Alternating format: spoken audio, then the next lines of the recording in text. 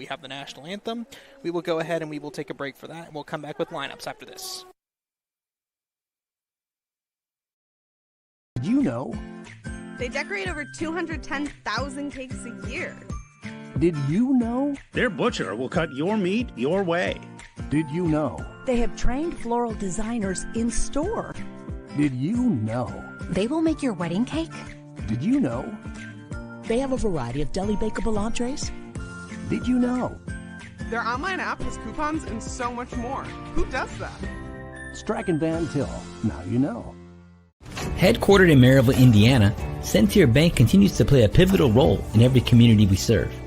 Beginning with a single location in 1895 to serving 13 counties across Indiana, Centier Bank has championed a workplace of community building, philanthropy, and financial education to enrich the lives of individuals and businesses in the communities we serve.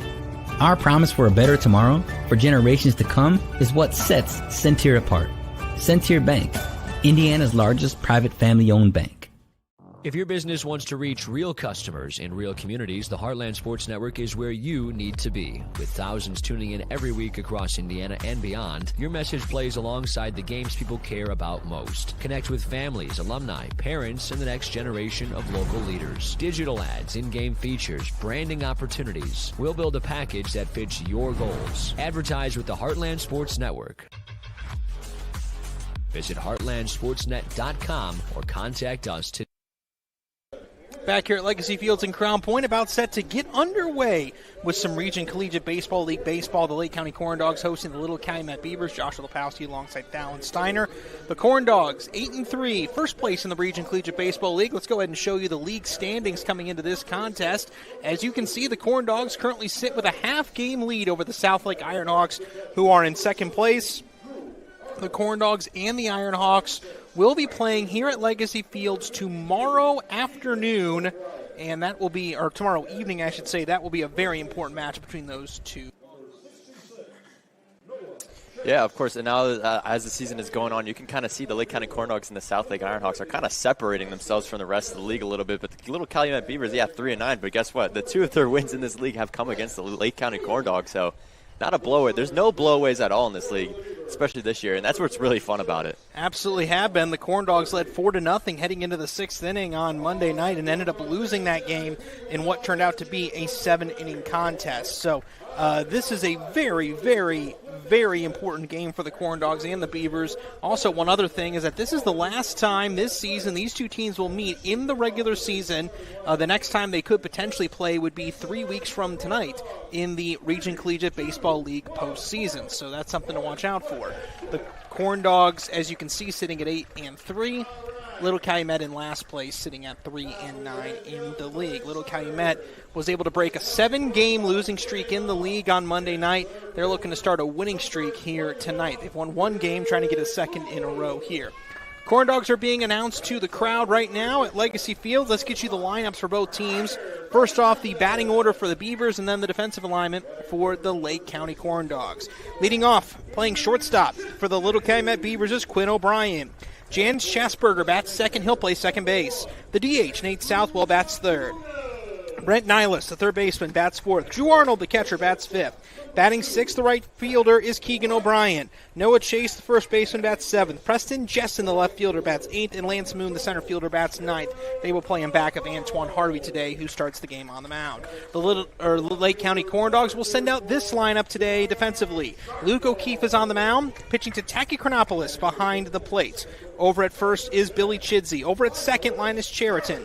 Zach Wright is at short. Ryder Fernandez is at third. Then across the outfield, Jack Sharko in left. Gabe Bush in center. And Caleb Navarro is in right field today for the Lake County Corndogs. Corndogs playing their first home game in a little over a week.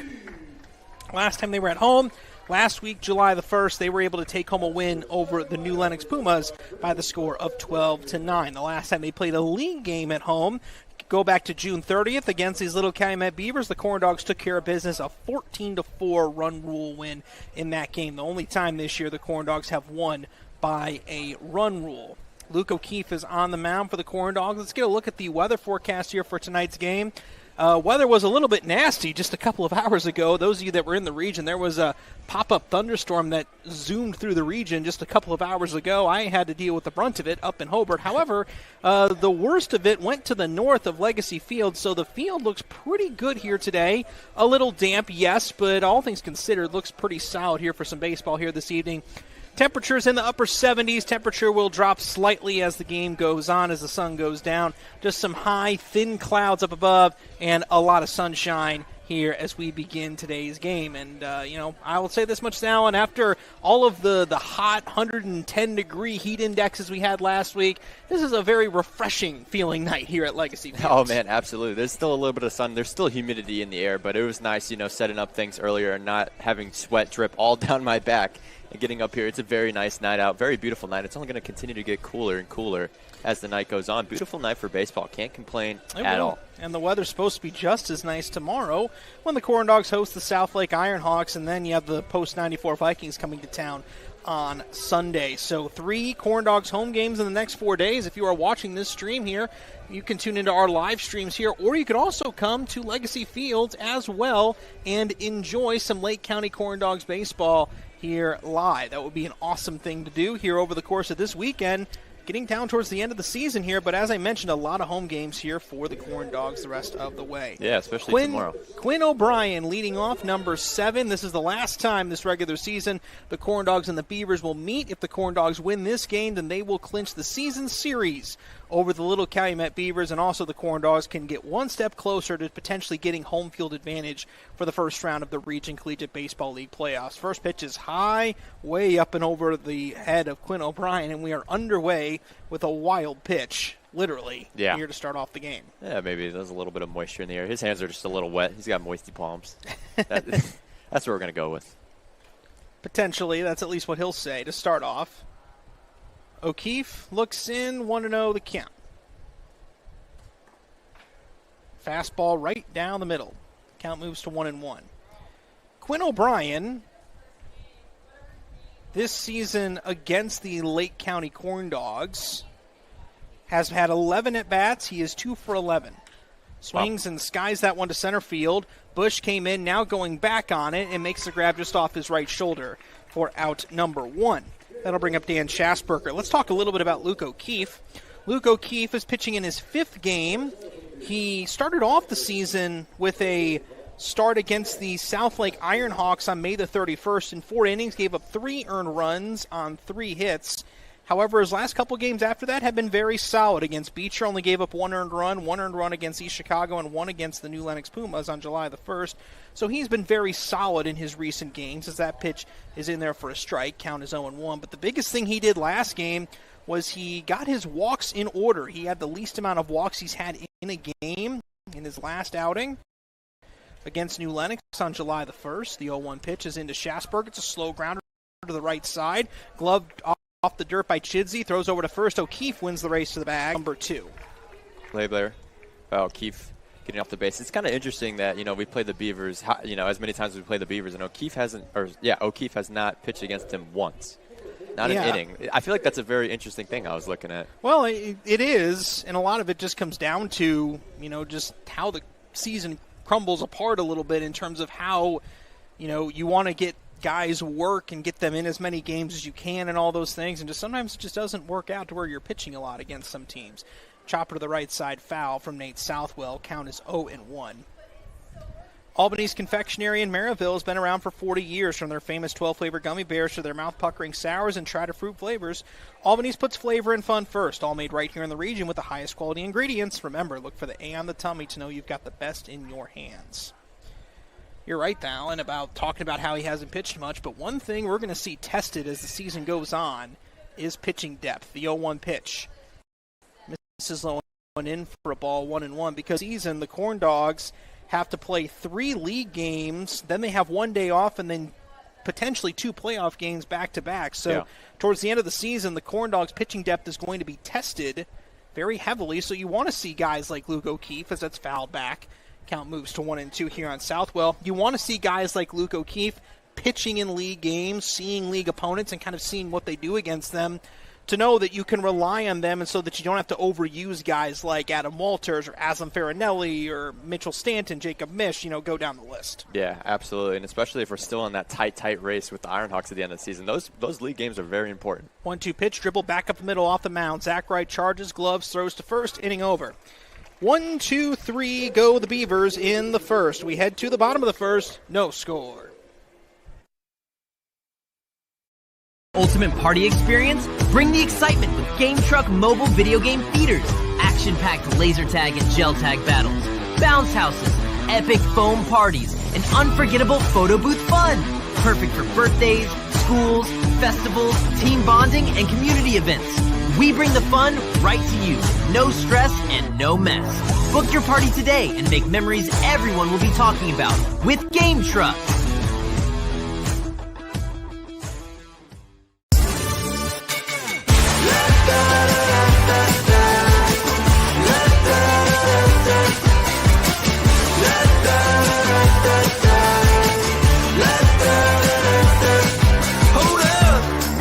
Now do what you do, get loud, go ahead, get loose, get down to business, tell everyone, nothing's off limits, you can have anything you want.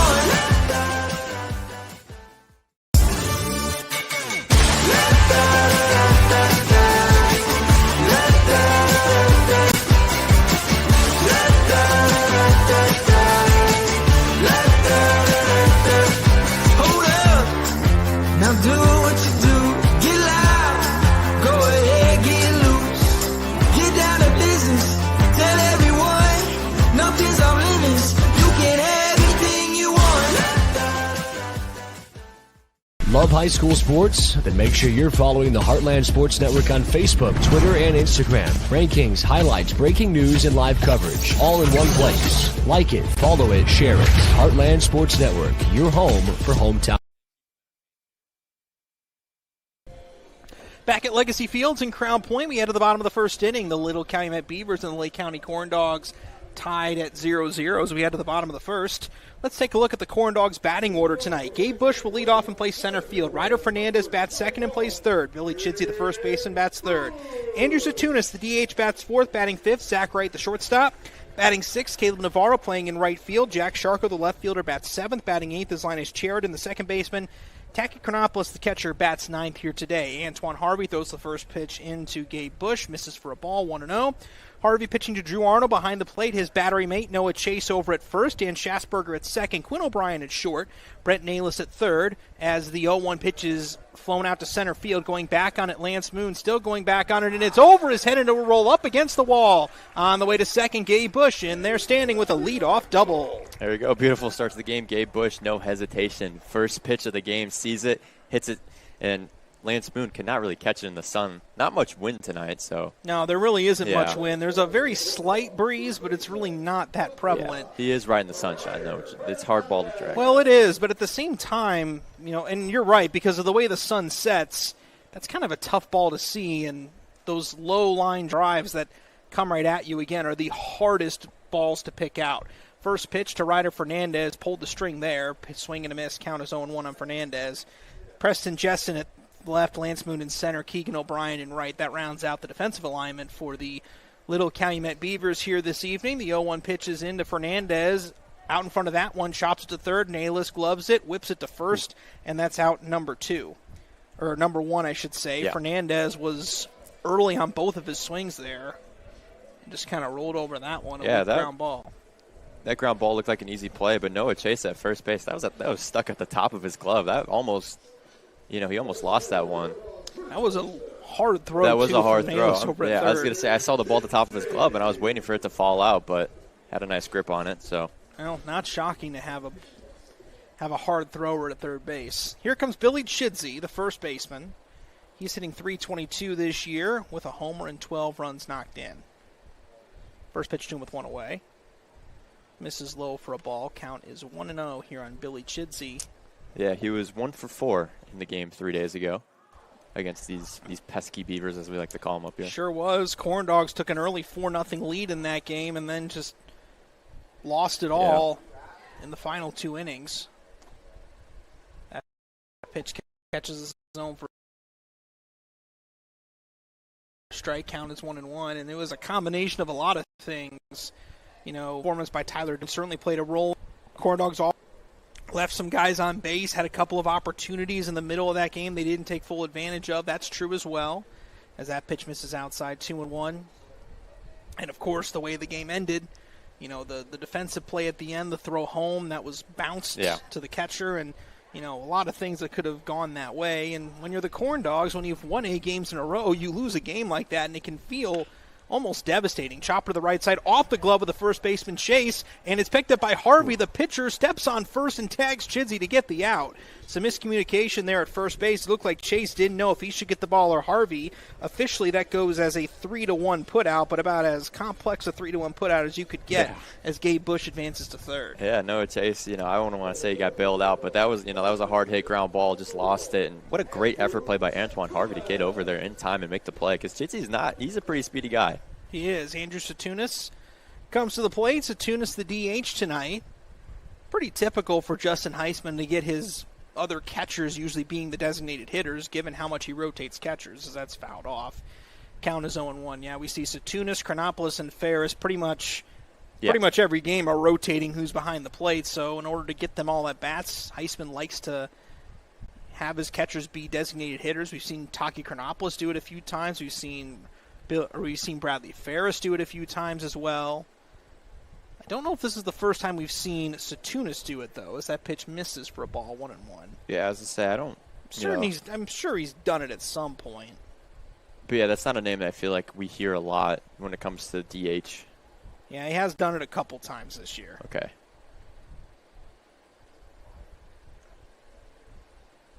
Swinging and a miss. Count is 1-2.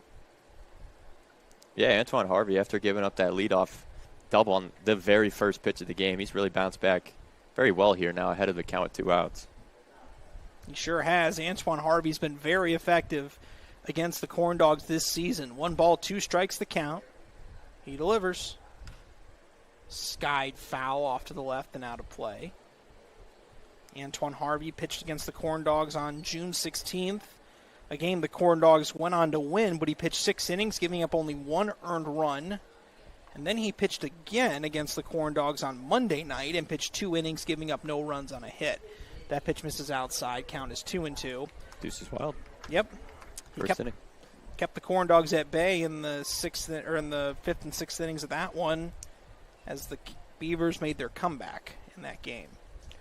Deuces wild, as you mentioned, the 2-2 delivery on the way, swinging a line drive, left center field. Lance Moon was shaded to left center, and he drops the ball! He drops the ball in center field. But did they say they called him out? No. The ball's still in play. Everyone assumed that he caught the ball. He did drop the ball, so he makes it to first, run scores, and it's 1-0 Corndogs. There was a ton of confusion all out there on the field because he clearly dropped the ball, and then everyone came in assuming that it was caught, and I was like, there's no way. Yeah, I think the ball fell out of his glove. I think the umpire, he was unsure that I think he was kind of surprised and caught off guard that Lance Moon dropped that. So I think maybe he said on the field that it's an out, so that's why everyone stopped playing. That was a can of corn. It was hit right to him. I can't believe he dropped it. Yeah, there you go. I mean, it's that sun out there. That is 2 already tough plays in this game for Lance Moon. That is almost undoubtedly going to be an error. Yeah. And a run scores. It's 1-0. Yeah, I was ready to load up Everyone an ad break. Was confused. Even Satunas was. He nearly didn't touch first base, and if he didn't, that pitch misses 1-0. If he didn't touch first base, then they could have thrown him out. Yeah. But, I mean, no one knew what was going on. I think Lance Moon was the only person on this field that knew that he dropped it. 1 ball, no strikes, the count. Pitches up and in for a ball, 2-0. And my mind for a second went to thinking, maybe did the umpire rule that he caught it and then dropped it on the transfer or something? But, I mean, clearly, everyone assumed that he caught the ball, but he didn't. 2 balls, no strikes, the count. So the Corndogs with a lucky break score an unearned run. As that's fouled away, count is 2-1. And knowing how difficult it has been to hit against Antoine Harvey this season, I think if you're the Corndogs, you have to feel pretty good about the fact that you were able to drive home a run in this first inning. A little bit lucky, as some would say, but they got it. A run's a run on the scoreboard. No one asks how you get them when the game's over. Swinging, that's a line drive over field gap. That hit. second. Zach Wright with a single, and there's 2 on with 2 out for Caleb Navarro. Yeah, there you go, man. He's got to be, a little bit frustrated with the inning, and then all of a sudden gives up another base hit. Corndogs out with runners on first and second. I mean, this inning, you're kind of lucky to even be in this position. Make that error hurt. Yeah, exactly. Navarro is up, 2 down, 2 on, 1-0 Corndogs in the bottom of the first. First pitch. Line drive, base hit into left. This on his way to third, and he's going to be sent as Preston Jessen lets the ball get past him. On the way to third, Zach Wright. He's going to come around third, and he will score. 2-run score on what's going to be a single and an error by Preston Jessen in left field. The Beavers are all out of sorts defensively, and the Corndogs have a first. Yeah, I mean, there must be something going on in the outfield. I don't know if it's maybe the ground being a little bit slick, but that's another play right there where it seems like Preston Jessen could have easily cut that off and maybe only 1 run scores, but instead he kind of screws that up and doesn't get the scoop.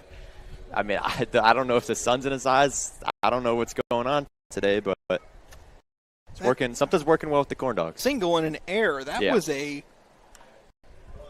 a round ball base on the way to third. Navarro, the relay to the plate. In time to get him and that the Corndogs reruns, 3 base hits, back of 2. As they leave a runner to the second inning, Corndogs lead at 3-0. Keeps you busy. Or shop online with Strachan Van Til To Go. Our to-go service is easy to use. Register using your rewards account information, fill your virtual card, and choose delivery or pickup. Once your order is in, our own Strachan Van Til team preps your order with care. With our to-go service, you can earn reward points and save time and money with our online coupons and weekly ad prices. Life made simple, shopping made easy. For more information or to sign up, visit shop.strachanvantil.com.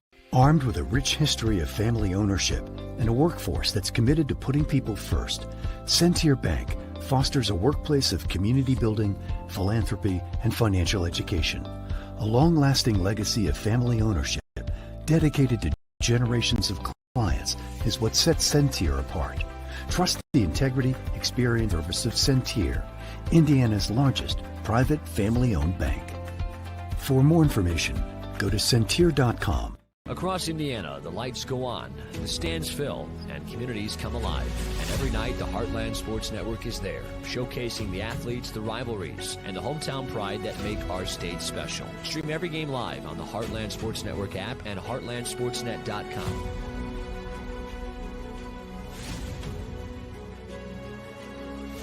Your teams, your stories, your network. The Heartland Sports Network, proudly bringing the Heartland together, one game at a time.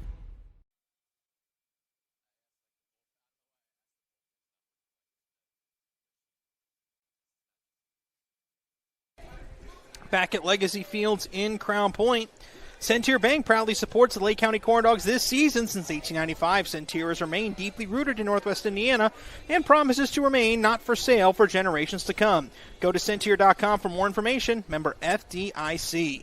Centier is a big group out at the ballpark tonight, which reminds us that if you are planning a birthday party, or a company outing, bring your team to see our team. Email info@corndogsbaseball.com to book your group outing today. How about that segue, Thal? Yeah, there you go. Perfect transition. I'll give myself a pat on the back for that. Sometimes you need to do that. So Brenton Nayless comes up after that defensive catastrophe of a first inning for the Beavers as he swings and misses at the first pitch. It's 0-1. You know, that's the kind of an inning you really needed if you were the Corndogs, because the Beavers, they got the win that they did on Monday. 0-1 pitch, a grounder to the right side. Sheridan has to charge, gloves, tosses to first, gets him by a step. Yeah, after a game like you said on Monday, heartbreak to have, something like that go to Corndogs' way in the very first inning. That's got to be very motivating as a team. It's got to be motivating, and it has to be a little deflating for little Calumet, because that was a big win for them. They hadn't won. I mean, they lost 7 league games in a row, and so to be able to come away with a league win against the team that was on top of the league and hadn't lost in over a month, I mean, boy, oh boy, did they need, that felt like a huge momentum shifter, and now you feel like you're back to square one. That pitch misses high for a ball. Count is 1-0 here on Drew Arnold, the catcher. Drew Arnold this year is 3 for 9 with 1 run scored against the Corndogs this season. Takes a strike. Count is 1-1 now on Drew Arnold.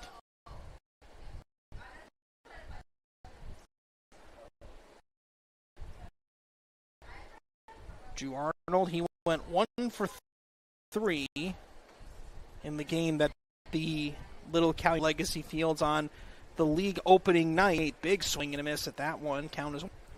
I mean, as we keep going time against these Beavers, this team has been, I mean, apart from the one that was a run rule, has been pretty competitive and very fun. Well, it has been. Yeah, you're right. I mean, you take away those couple of games, 1-2 pitch. Strike 3 called. 5 up, 5 down for Luke O'Keefe. First strikeout of the game. And that brings up Keegan O'Brien, the right fielder. Back to your point, though, about Little Calumet. Again, you look at it, you have the Beavers, the 28th of May, the league opener. Yeah. That was a game that went down to the wire. The Corndogs won in a walk-off against the Beavers on the 16th of June. Yeah, that was a fun game. Then, you had a couple of, blowout Corndog wins in the middle there. And then on Monday, the 5-4 walk-off win for Little Calumet. Yeah. As that misses for a ball, 1-0 the count on Keegan O'Brien. Unfortunate, this is the last time in the regular season these two teams will meet, but it might not be the last time they meet this season at all. Swinging a high pop-up foul to the left side. Chronopoulos and Fernandez converging. Fernandez charges in and makes the grab, throws it behind his back to the mound to get the ball ready for the bottom of the second inning. Corndogs lead it 3-0. Ultimate party experience? Bring the excitement with Game Truck mobile video game feeders. Action-packed laser tag and gel tag battles, bounce houses, epic foam parties, and unbooth fun. Perfect for birthdays, schools, festivals, team bonding, and community. We bring the fun right to you and no mess. Book your party today and make memories everyone will be talking about with Game Truck.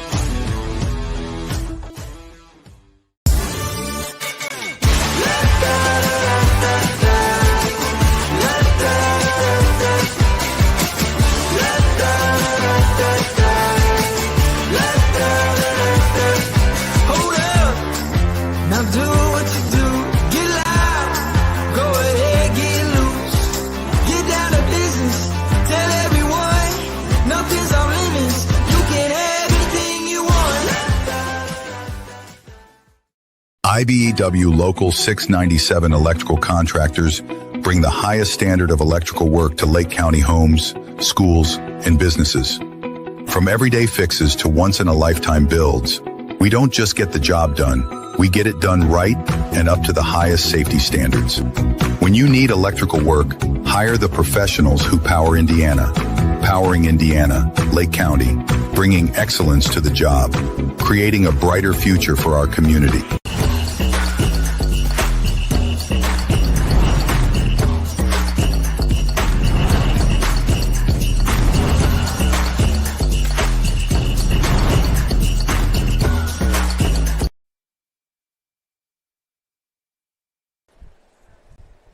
Bottom of the second inning here at Legacy Fields. Linus Sheridan leading off against Antoine Harvey. First pitch, low outside corner for a strike, 0-1. Sheridan on the season, hitting 190 with a homer and 2 RBIs. That pitch misses outside, 1-1. So he's had his struggles at times this year. Mm-hmm. He's batted 15 times against these Beavers. That's a pretty high count. 3 hits, 1 RBI. Yeah, it's not a bad performance by any means, as that's a ball.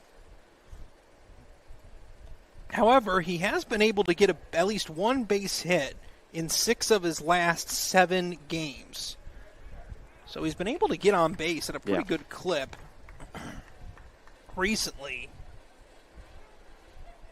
He had the 0-for-5 game in the middle there against New Lenox, but sometimes when you have the sample sizes that are as small as they are in this league, a bad game really kind of reflects itself in the score sheet, as that's a swing and a miss for strike 3. So Sheridan strikes out. And this brings up Taki Chronopoulos. And talk about a guy who's been finding his groove as of late. Taki Chronopoulos, who had his struggles at the plate early in the season. How about the last 2 games he's had? As that pitch misses for a ball, 1-0. He had a 1-for-3 contest against the Chicago Clout on June 28th, and then won our player of the game, going 2-for-4 with a homer and 3 RBIs against New Lenox the last time he played. That pitch misses inside, 2-0. So Tacky Chronopoulos, pretty good game his last time out, and trying to see if he can continue that streak here tonight. 2-0 pitch to him. Early on that one, count is 2-1. Yeah, sometimes it just takes time getting into the season, getting back into that mode, finding his groove a little bit. And, that would be a great time. We have some big games coming up, so. Chronopoulos early on that one, count is 2-2. We've seen Antoine Harvey has really done a good job with his off-speed stuff early in the game. A lot of early swings on his off-speed pitches. The 2-2 pitch. Fastball swing and a miss, strike 3. 2 strikeouts here to start off the second inning. Yeah, but we're going to go back to the top of the order with Gabe Bush, who had that first pitch swing double. Yep. So Gabe Bush, batting left-handed.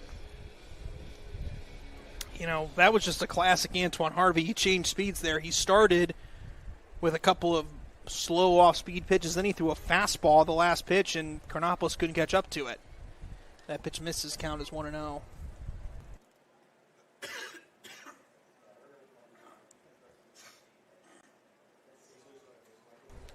One ball, no strikes. That pitch in there for a strike. Count moves to 1-1. Beautifully on Gabe Bush. Yep. That was a great pitch. Another 1-1 on the way to Gabe Bush. Misses low, and it skates to the backstop. It's really interesting. One of my favorite things about baseball is, the pitcher, he really controls, a lot of how the game goes. You're right. All of his arsenal, 2-1 pitch, swinging off the hands, and a blooper out to right center. That falls in for a base hit. Gabe Bush with a bloop single. Keeps the inning alive to bring up Ryder Fernandez. Hey, he's 2 for 2 to start in 2 innings. That's a great start for Gabe Bush. That's exactly what you want your leadoff hitter to do. Get on base. Don't care how you do it. A walk. We saw it a few times last inning. A walk. I don't care if you hit it off the end of the bat and it goes 10 feet up the line and nobody can get it. Just get on base. So here comes Ryder Fernandez, the team leader in RBIs. Gabe Bush goes, pitch in the dirt, throw down to second is in time to get him. A perfectly placed throw to Dan Schasberger over at second base, and that ends the inning. We head to the third inning. Corndogs lead it 3-0. Life takes you places, and you can't get to the store? Shop online with Strack and Van Til to go. Our to-go service is easy to use, and it can save you time and money. Once your order is in, our own Strack and Van Til team preps your order with care. For delivery or pickup, enjoy the convenience of letting our to-go team shop for you. Enjoy your special moments. Sign up online today at shop.strackandvantil.com. Headquartered in Maryville, Indiana, Centier Bank continues to play a pivotal role in every community we serve. Beginning with a single location in 1895 to serving 13 counties across Indiana, Centier Bank has championed a workplace of community building, philanthropy, and financial education to enrich the lives of individuals and businesses in the communities we serve. Our promise for a better tomorrow for generations to come is what sets Centier apart. Centier Bank, Indiana's largest private family-owned bank. If your business wants to reach real customers in real communities, the Heartland Sports Network is where you need to be. With thousands tuning in every week across Indiana and beyond, your message plays alongside the games people care about most. Connect with families, alumni, parents, and the next generation of local leaders. Digital ads, in-game features, branding opportunities. We'll build a package that fits your goals. Advertise with the Heartland Sports Network. Visit heartlandsportsnet.com or contact us today. Back here at Legacy Fields in Crown Point, we go to the top of the third inning. Corndogs lead it 3-0. Corndogs so far in this game have had all 3 of their runs be unearned. Ready for the ultimate party? Level up your event with Game Truck. From laser tag, awesome phone parties, to bounce houses and epic photo booths, we bring nonstop fun right to you. Perfect for birthdays, school events, and celebrations of all kinds. Call Game Truck today. Noah Chase will lead off the third inning. Then it's Preston Jessen and Lance Moon, the last two guys to bat here in this inning. Luke O'Keefe back out there on the mound. He's gone 6 up, 6 down, and the first pitch gets Noah Chase to chase a ball low in the zone. Count is 0-1. Noah Chase, that's a name that in baseball could be either a great name to have or a rough name to have. That pitch is high, 1-1. Because think about it. Chasing as a batter is not necessarily something that's usually something you strive to do. No. Javi Baez would be a good example of that. Well, but still, Javi Baez managed to make a career for himself. 1-1 pitch, misses low and away. Count is 2-1. How would you say it would be good then? Well, it could you're be chasing good. Well, after him. If you're a pitcher, yeah, or maybe if you're like a speedster or something like that, you could say you're chasing something or something like that. Maybe, I don't know. 2 balls, 1 strike. That pitch is high for a ball, 3-1.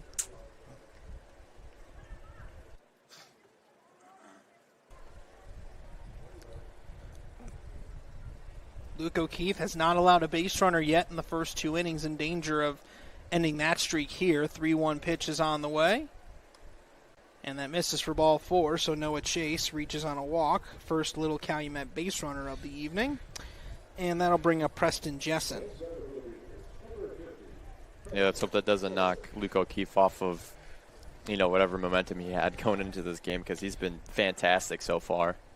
Here comes Preston Jessen. Both he and Lance Moon, who is on deck, are probably very motivated to do something here with the bat as that pitch misses outside, 1-0, because it was their 2 defensive miscues that allowed the Corndogs to score 3 runs in the first inning. 1 ball, no strikes. Ground ball to the right side. Coming inward is Sheridan. Looks at second. Doesn't have a play throw to first. Just in time to get Preston Jessen. I was thinking about this a bit earlier as Chase makes his way to second. With all the rain that we had earlier, we saw this happening also back on the 16th of June against the Beavers, where the Corndogs and the Beavers were having to play on a very slow field, and I think that the rain that we got earlier has made this field very slow. Yeah, you can kind of already see it, how it's going, just how this game is going so far. You can see, especially with how, as Moon tries to square around a bunt, takes that one for a ball, 1-0. Particularly with that ground ball, the ball just quickly kind of deadens when it goes into the grass like that. I don't think it's quite as extreme as it was in that game. Yeah. I think the sun being out is helping and all that, but still. And Moon swings and misses on a ball in the dirt. Count is 1-1. Yeah, I'd say the weather is it's way hotter than it was in that game, that's for sure. And like you said, the sun is out.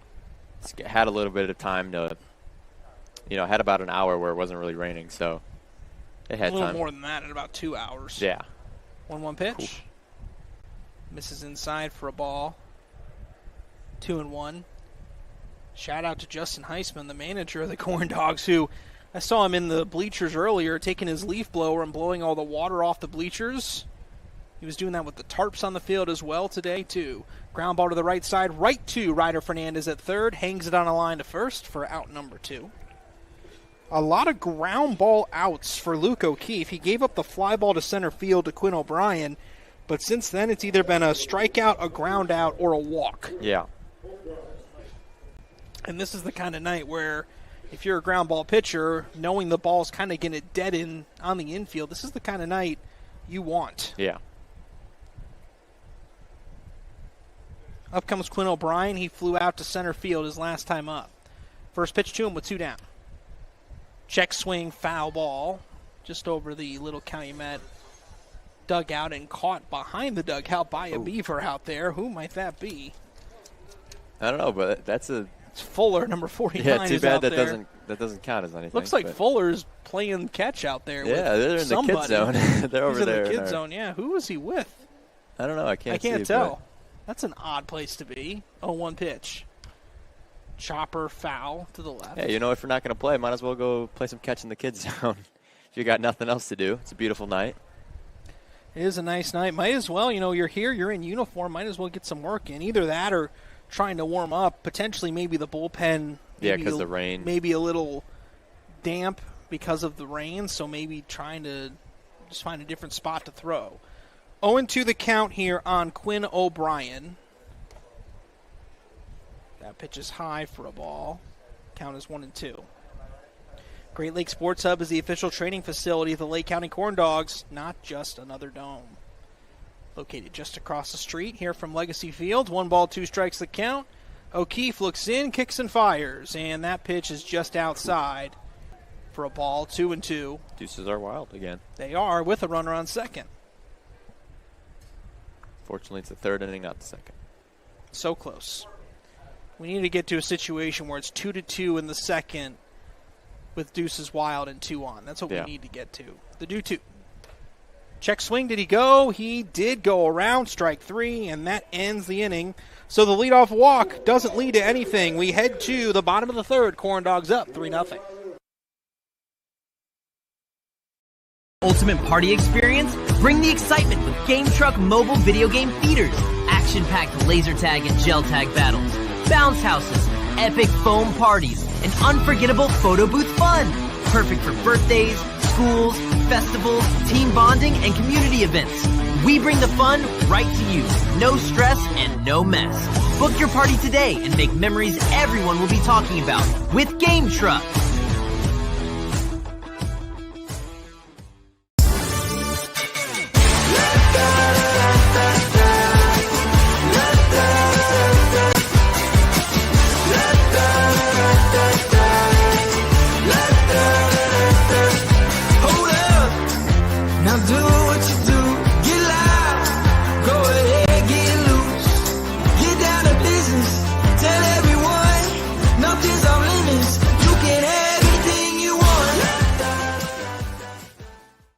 IBEW Local 697 electrical contractors bring the highest standard of electrical work to Lake County homes, schools, and businesses.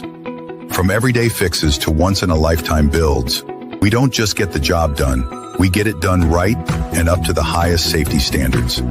When you need electrical work, hire the professionals who power Indiana. Powering Indiana, Lake County, bringing excellence to the job, creating a brighter future for our. We're back here at Legacy Fields in Crown Point. The Lake County Corndogs lead the Little Calumet Beavers. Ground ball, base hit into left field. Ryder Fernandez squeaks that one through the 5-6 hole in left field. And that is a leadoff single. And that'll bring up Billy Chidsey. So for the second time in 3 innings, the Corndogs have the leadoff hitter on base. Yeah, I mean, that's a good recipe for success if you're the Corndogs. Getting runners where they need to be and eventually putting them in. Billy Chidsey grounded out to Noah Chase at first base back in the first inning. Actually, Chase dropped the ball, and Antoine Harvey had to pick him up at first base. That pitch in the dirt and skips away from Drew Arnold. Down to second goes Ryder Fernandez. There you go. Just like that, you got a runner in scoring position. Indeed you do. All Corndogs runs in this game to this point have been unearned runs,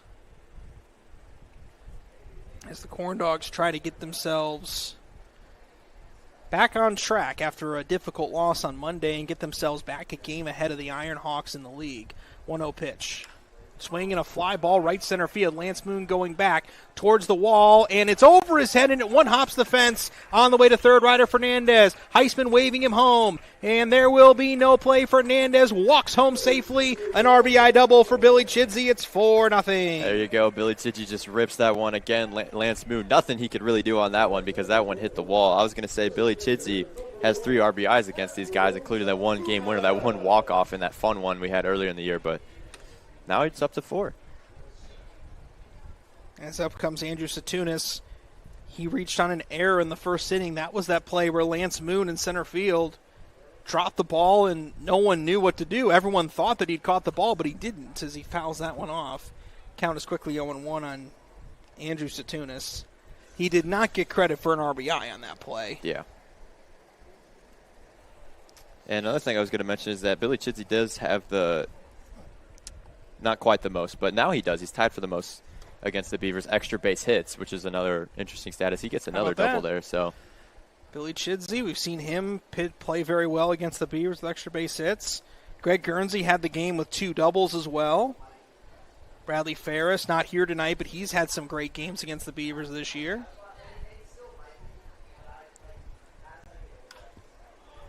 Fly ball left center field, tailing away from Moon. That falls in for a hit.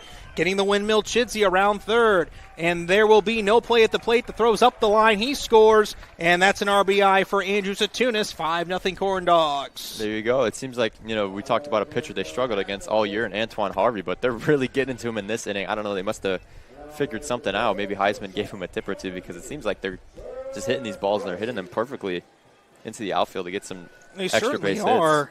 I'm not going to lie, coming into this game, when I found out Antoine Harvey was going to be pitching, I thought this might be a very similar game to the game on the 16th, the game on Cornelius' birthday, because of the wet field and all that stuff. But the Corndogs have been hitting him around here in this inning and took advantage of some defensive miscues in the first. Pitch misses inside to Zach Wright. Count is 1-0. And it's tough if you're Harvey having to respond to not only, the early defensive mistakes, that weren't really your fault, but now all of a sudden you're in a big hole now, down 5-0. 1-0, and that's a sky-high pop-up. Brent Nayless tiptoeing into foul ground just on the edge of the dirt, and that's out number 1. There you go. That's how you get it right there. A nice quick pop-up. So this brings up Caleb Navarro. Navarro singled in the first inning, had an RBI because of Andrew Satunis scoring, but Preston Jessen misplayed the ball in left field, which allowed a second run to score, and then Navarro headed to second. 1 away, the first pitch to him. It's a strike on the outside corner, 0-1. However, his inning wasn't over. He tried to score on the Jack Sharko single and got thrown out at home. The 0-1. That's outside. 1 ball, 1 strike on Caleb Navarro. Harvey, the 1-1. Misses for a ball, count is 2-1. So Navarro has already had an eventful game so far. He'd like to make it more eventful if he could get himself another RBI hit. 2 balls, 1 strike to count on him. The pitch. Swinging a fly ball, left field. Coming in on it is Jessen. Jessen on the run, makes the grab chest high for out number 2. And this brings up Jack Sharko.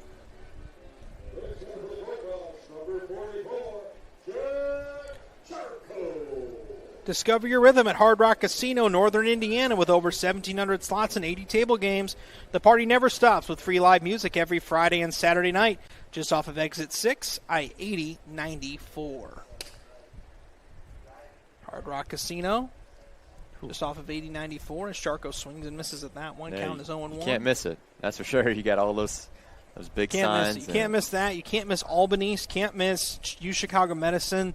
Here's the thing about Corndog sponsors, okay? If they have a building, it's probably very big, very noticeable, and very easy to remember.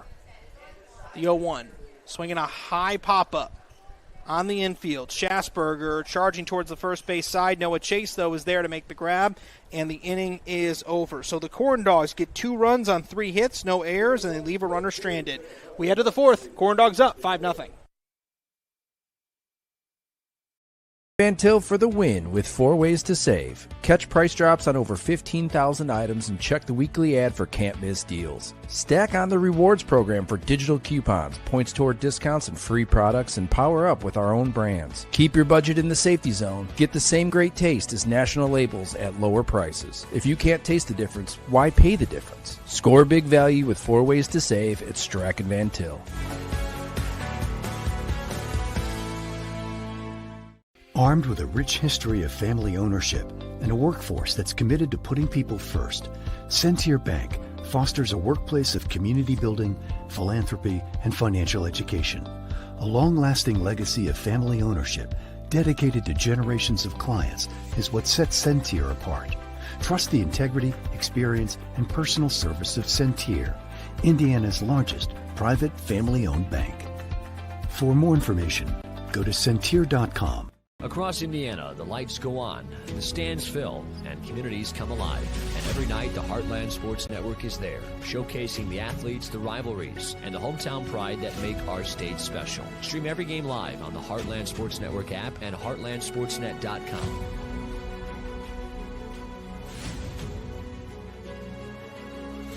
Your teams, your stories, your network. The Heartland Sports Network, proudly bringing the Heartland together, one game at a time. We head to the top of the fourth inning here at Legacy. 5-0. Corndogs lead the Little Calumet Beavers. Ironworkers Local 395 is a proud partner of the Lake County Corndogs. Local 395 continues to forge and maintain strong partnerships with owners and contractors based on our commitment to provide excellent craftsmanship through safety, productivity, reliability, and training. Ironworkers Local 395 will present our Ironman Player of the Game later on. I'll tell you one thing, Luke O'Keefe on the mound is making his case for that. Yeah. Two Corndogs offensively making their case for it as well tonight. But Luke O'Keefe, who, as I mentioned in the pregame, has been getting better and better with each outing, thus far has had his best outing of the year. 1 walk, 2 strikeouts, and no hits given up through the first 3 innings. But now he's at the second time through the order with Dan Schassberger up.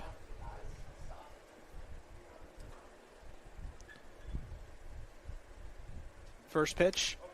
In on the hands and grounded to the right side. Shidsey gloves it, tosses it to first. Got to hurry, and Luke O'Keefe just barely beats Schassberger to the bag. Schassberger using that speed. Indeed. Almost makes the play on that. I was going to mention about Schassberger that it just caught me off guard that it says right here that he played quarterback at Munster. He as did. well as baseball. You know, he couldn't get us to tell it because he just had a ground out in the first pitch. He but did. Played baseball at Munster too. And yeah. I actually broadcasted, I believe it was his first high school start against EC Central his junior year. One away, pitches inside to Nate Southwell. That was a game that Munster won over EC Central. Yeah. It was a great atmosphere. It was on homecoming night. It was packed house. It was a really fun game to do. Yeah. 1 ball, no strikes the count on Southwell. Luke O'Keefe delivers. Swing and a miss. Count is 1-1. Yeah. Another thing that's weird, though, is that, you know, you would think someone who played quarterback, and, you know, if they would play baseball, they would be a pitcher or something like that. Well, he does pitch. He does pitch? He's not pitch, listed as a pitcher right here. But he started the game on Monday. Oh, wow. Actually. Okay. And that off the elbow guard of Nate Southwell, so he'll take the free pass to first base. And that brings up Brent Nayless. It's probably the best spot to get hit, right in your pad. Yep. Your elbow brace.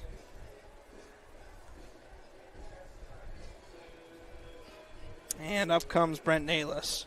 You know, it's funny, as I talked about those pads, it's funny, like as a kid sometimes, you know, and I know I experienced this as a kid, is sometimes, you know, you see how the big leaguers are wearing that gear, and sometimes you don't know what the purpose of it is. You just think it looks cool and want to be like a big leaguer, so you wear it. Swinging, that's a high pop-up on the infield. A whole bunch of infielders converging. Fernandez, the one leading the charge, and he makes the grab on the infield grass for out number 2. Yeah, it's an interesting thing because that was something very similar in basketball when I used to play back in the day.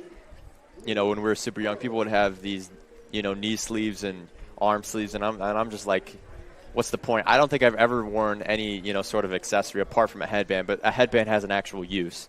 You know, most of the time. I get it when you're wearing, like, knee braces because of an injury. Some people, but, like, the people I talked to who used to do it would just say, oh, I think it looks cool, or they saw, like, Curry wear it or something. Drew Arnold skies that one to right field. Caleb Navarro charging inward. Going out is Linus Sheridan. Sheridan, the one that makes the grab. And the inning is over. Once again, the Beavers cannot get a hit, and they remain scoreless through 4. We get to the bottom of the fourth. Corndogs up 5-0. Van Til for the win with 4 ways to save. Catch price drops on over 15,000 items and check the weekly ad for can't miss deals. Stack on the rewards program for digital coupons, points toward discounts and free products, and power up with our own brands. Keep your budget in the safety zone. Get the same great taste as national labels at lower prices. If you can't taste the difference, why pay the difference? Score big value with 4 ways to save at Strack & Van Til. Armed with a rich history of family ownership and a workforce that's committed to putting people first, Centier Bank fosters a workplace of community building, philanthropy, and financial education. A long-lasting legacy of family ownership dedicated to generations of clients is what sets Centier apart. Trust the integrity, experience, and personal service of Centier, Indiana's largest private family-owned bank. For more information, go to Centier.com. Across Indiana, the lights go on, the stands fill, and communities come alive. And every night, the Heartland Sports Network is there, showcasing the athletes, the rivalries, and the hometown pride that make our state special. Stream every game live on the Heartland Sports Network app and heartlandsportsnet.com.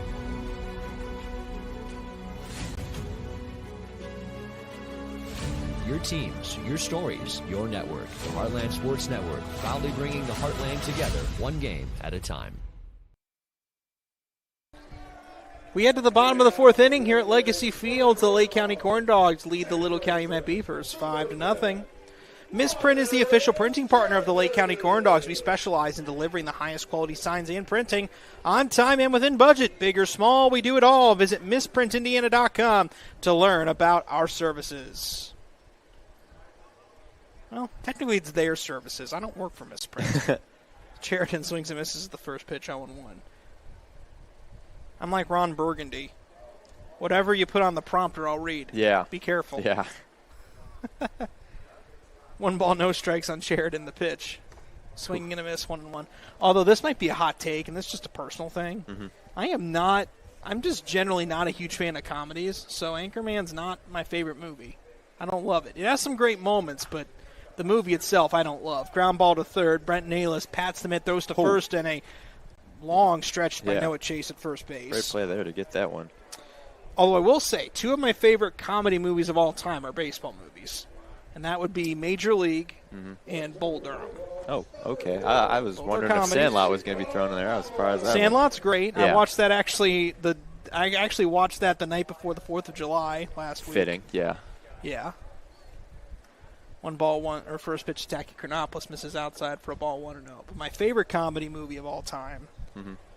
I mean, I love Elf, but that's a Christmas movie. Yeah. But my favorite comedy of all time is that pitch misses inside 2-0. This is just purely a me thing. Is The Princess Bride. The Princess Bride. I've never seen that before. Okay. It is a fantastic movie.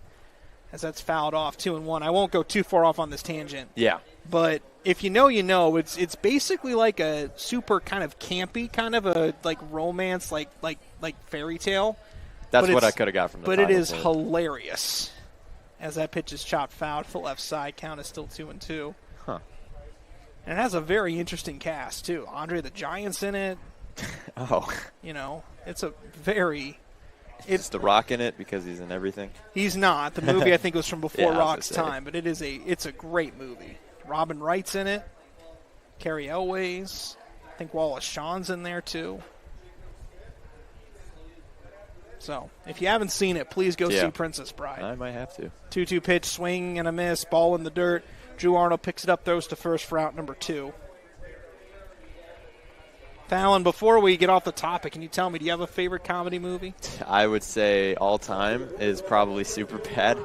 I have a lot of, obviously the McLovin is just, obviously it's just so funny. I have a lot of, memories from it too. The places I've been at while watching it has also changed the perspective. The people I'm with while watching it, I've watched it multiple times. It's just so funny, and it's consistently funny throughout the whole movie, and every single time, I find a good chuckle. It looks like we're about to have a Powering Indiana IBEW Local 697 pitching change. We'll go ahead and take a timeout. We'll have the pitching change when we come back here to Legacy Field. Ultimate party experience? Bring the excitement with Game Truck mobile video game feeders. Action-packed laser tag and gel tag battles, bounce houses, epic foam parties, and unforgettable photo booth fun. Perfect for birthdays, schools, festivals, team bonding, and community events. We bring the fun right to you. No stress and no mess. Book your party today and make memories everyone will be talking about with Game Truck.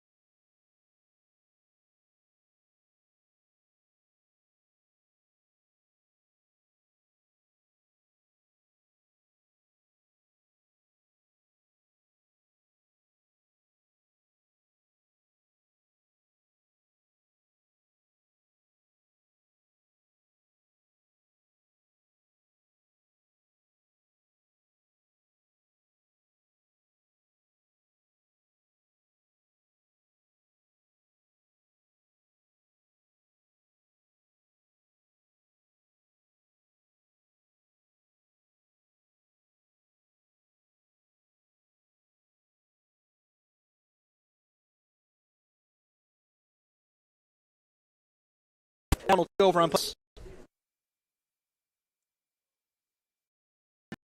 Did you know? They decorate over 210,000 cakes a year. Did you know? Their butcher will cut your meat your way. Did you know? They have trained floral designers in store. Did you know? They will make your wedding cake. Did you know? They have a variety of deli bakeable entrees. Did you know? Their online app has coupons and so much more. Now you. Headquartered in Maryville, Indiana, Centier Bank continues to play a pivotal role in every community we serve. Beginning with a single location in 1895 to serving 13 counties across Indiana, Centier Bank has championed a workplace of community building, philanthropy, and financial education to enrich the lives of individuals and businesses in the communities we serve. Our promise for a better tomorrow for generations to come is what sets Centier apart. Centier Bank, Indiana's largest private family-owned bank. If your business wants to reach real customers in real communities, the Heartland Sports Network is where you need to be. With thousands tuning in every week across Indiana and beyond, your message plays alongside the games people care about most. Connect with families, alumni, parents, and the next generation of local leaders. Digital ads, in-game features, branding opportunities. We'll build a package that fits your goals. Advertise with the Heartland Sports Network. Visit heartlandsportsnet.com or contact us today.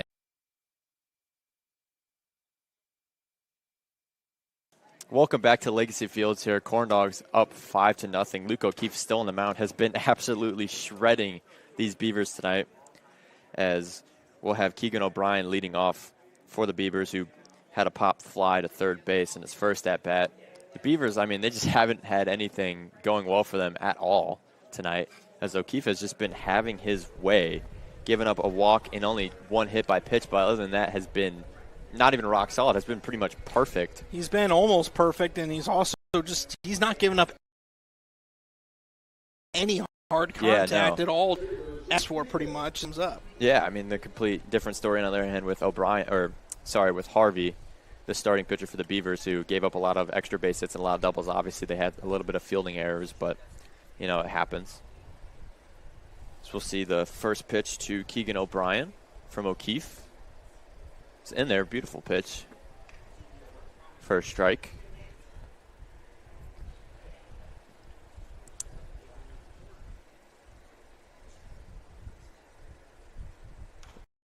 One pitch is fouled backwards. Might go and hit a car.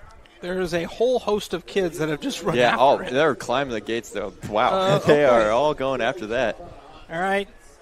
Only one kid can get a free ice pop. I didn't know they were limited, but I would hope to think that there's some parents over there that are going to I take was care of that. They're just moving up there. I actually have quite a story that misses 1 and 2. I have quite a story of me trying to climb the fence at a game I was broadcasting. At a game you were broadcasting? Yeah, well, technically not broadcasting, but it was a game I was working on the broadcast team. Let's say that. May I ask why? Yes, I will tell you this story after this pitch. Okay, so the 1-2 pitch to O'Brien. It's fouled back again in the same spot. All the kids, and they jump off the fence again, and now there's a race to it. The grass is a little bit wet. I don't know. I saw one of the kids fall. He's going to have some dirty knees tonight. So the story goes is this. So I was in Rustburg, Virginia, doing a high school football game. So that pitch is high 2-2 now. And so Rustburg, middle of nowhere in central Virginia, and we got to the stadium, for the game, and I was going to be the spotter for the play-by-play guy that night. So we were asking the people there, where do we go to get set up? As that pitch is in there, beautifully curved for a Corndog K. O'Brien takes no steps back and immediately gets a strikeout to start this one. Indeed. Perfect pitch. Yep, as Noah Chase now walks to the base. One of the only people that actually touch a base tonight for the Beavers was walked in his first at-bat. You're right.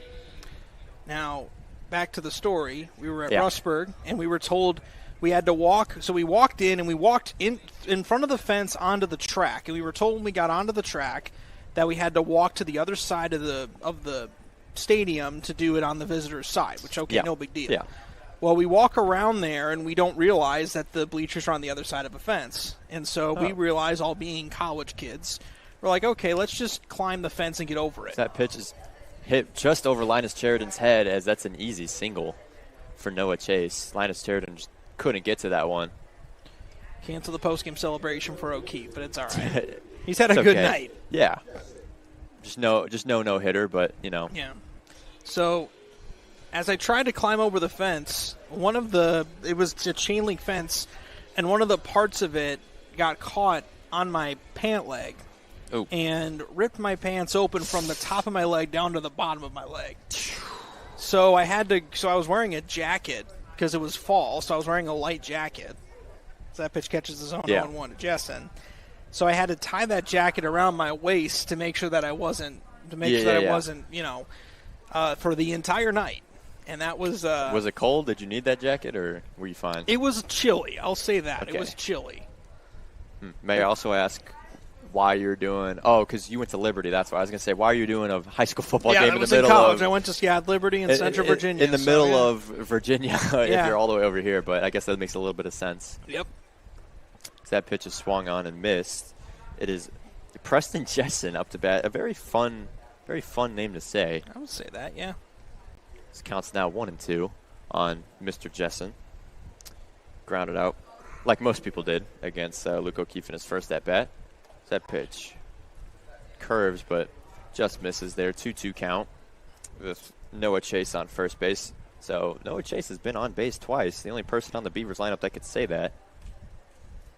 He has a little bit of a decent lead. I don't think O'Brien's really too worried about that, especially with a 5-0 lead. Is the 2-2 pitch is way outside. Even better, the fact that he's been on base. His on-base percentage is 1,000 tonight. Yeah. He's gotten on base both times up, which is impressive considering how Luke O'Keefe's been. Yeah, exactly. So far in this one. And the only hit tonight for the Beavers. It's a full count pitch. Just misses the zone, and that's a walk. So back-to-back base runners now on base for the Beavers. Maybe a little bit something happening to O'Brien here. Lost a little bit of his groove. Well, I think some of it is just really with O'Keefe. Some of it's just you're facing these guys a second time, and also you're getting to the fifth inning. You're tiring out a little bit. Yeah. This is good. This is the longest outing he's had all season.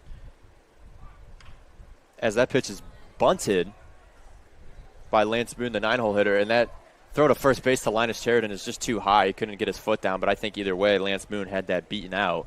As now the bases are loaded with one out. Now a dangerous situation after Luke O'Keefe was pretty much just cruising through this game with no adversity at all.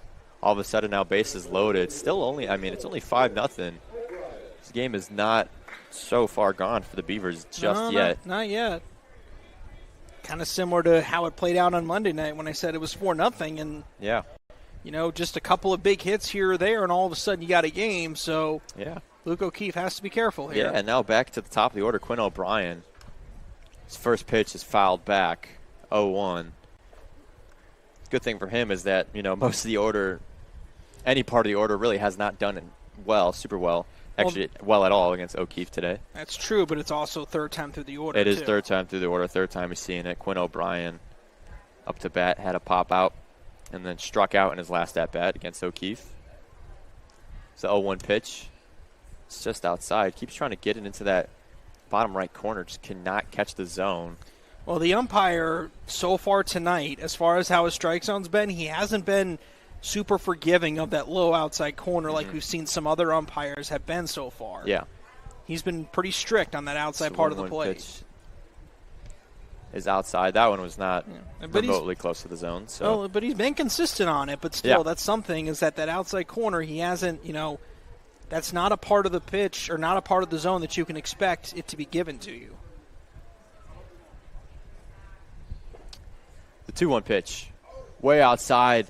And Tucker Chronopoulos cannot handle that one as Lance Boone, that's Noah Chase, easily just walks into home plate for the first run of the game for the little Calumet Beavers, just strolled there. As that's a little bit uncharacteristic there by Tucker Chronopoulos, usually pretty clean behind the plate. Oh, usually, but when the ball goes behind a player's back, it is very hard to track. He's going to go out to talk to O'Keefe here for a minute. I think the focus for O'Keefe here needs to be just get an out. Yeah. You've let one run home. Don't let this spiral into a huge inning here. You're still leading the game. Yeah, it's still 5-1. But now, I mean, it gets rid of the opportunity to get a double play here, as there's no runner on first base. And especially with a 3-1 count, with first base open, as that one's foul tipped.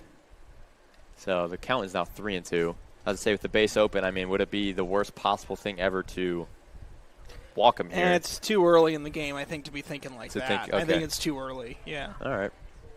Although it does mean you don't have to throw him a cookie down the middle on a pitch like this. Well, does not get the cookie down the middle, as that is another walk. So now O'Brien on base. So for Luke O'Keefe, who has been nothing but outstanding in this game, has really struggled in this inning, and all of a sudden the tying run, Dan Schasberger, is up to bat for the little Calumet Beavers. And I mean, that's crazy to say if I would have told myself that I would be saying that sentence in this inning, as now Justin Heisman is going to go out and go talk to him. I wonder if that might be it, as there is someone warming up in the bullpen. Well, we have a minute. Off Square Brewing is the official brewing partner of the Lake County Corndogs. At Off Square Brewing, we strive to be just that, off square. We think and brew outside the box. Aiden Leonard is up in the bullpen, so I wouldn't be – this is a time where you wouldn't be too shocked for a mid-inning pitching change if you're Justin Heisman. Yeah. Typically, we don't see Heisman do a lot of mid-inning pitching changes. Yeah, but this is a really big spot here in a league game as well. It is. I mean, these games do mean a little more, and knowing that tomorrow you have a game with the second-place team in the league, and knowing that you want to try to get yourself in a position where tomorrow – I mean, you win tomorrow. You win tonight. The worst case you have tomorrow is that you're tied for first place. Yeah. So the difference between a win and a loss tonight in terms of your potential standings position is actually pretty drastic. Yeah. And as, we probably expected, Justin Heisman does keep Luke O'Keefe into the game. So now Dan Schasberger up to bat as the tying run. It's the first pitch. Just misses that left side. Yeah, again, those pitches outside just a little off the plate. O'Keefe just hasn't been able to hit that spot. Umpire's not been giving that spot tonight either. So that pitch is hammered by Schasberger deep into right field, and that's going to fall just past Caleb Navarro as one run scores, and they're sending another one. And as the third run is stopped there, so that will score 2 for the Beavers. All of a sudden, this game is 5-3, and it's a 2-run game still with runners on second and third with only one out. So we've kind of seen a little bit of a falling out party here for Luke O'Keefe, who is, like we mentioned, was outstanding. You almost wonder there with Luke O'Keefe, did he maybe get a little bit frustrated? He wasn't able to get that pitch on the outside corner, so he tried to go inside that time, and it caught too much of the plate, and Schasberger was able to turn on it and drive it towards the right field corner. That was a hanging fastball there, as first pitch to Southwell is easily grounded by Billy Chidsey, but that'll score another run. So now with 2 outs, you traded out for a run, which now all of a sudden it's a 1-run game. This game has changed very quickly. Well, it sure has changed, and it's all been the result of you allow guys on base. That's when that big double by Dan Schasberger, that's when it becomes a big deal. And this is a little Calumet team that at times this year has really struggled to score runs. Yeah. I made the point how in the lead, over that losing streak they had, they didn't score more than 4 runs in any game that they played, with the exception of the first game of that streak. So they struggled a lot offensively. Really, even in the game against Lake County on Monday, I mean, before the 7th inning, Little Calumet didn't have a base runner with less than 2 outs the entire game up until that point. Yeah, they're taking advantage of their opportunities. As that one is hammered by Brent Nevels to center field. Gabe Bush is there to make the easy play as the Corndogs finally get out of this one, but now without letting up 4 runs, the Beavers are back into this one, as we'll head to the bottom of the 5th right after this. Ultimate party experience? Bring the excitement with Game Truck mobile video game feeders. Action-packed laser tag and gel tag battles, bounce houses, epic foam parties, and unforgettable photo booth fun. Perfect for birthdays, schools, festivals, team bonding, and community events. We bring the fun right to you. No stress and no mess. Book your party today and make memories everyone will be talking about with Game Truck.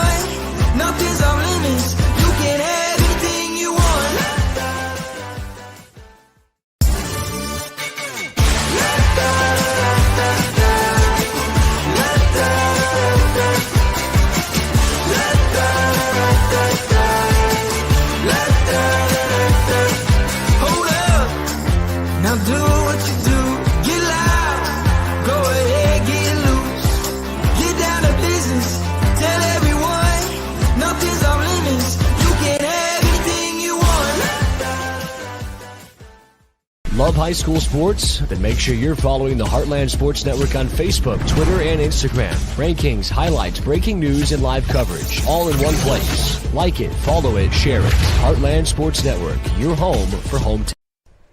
Welcome back to Legacy Fields here. Ryder Fernandez up to bat. Now all of a sudden in a one-run, very close game as that first held back.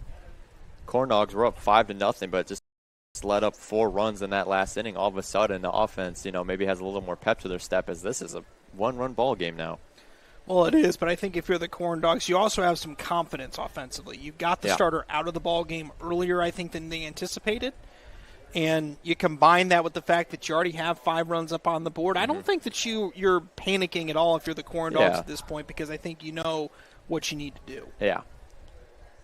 As that pitch is, again, fouled by Ryder Fernandez way back into the kid zone. No more Beavers over there, though. They go get that one. Nope, not at the moment. Not at the moment.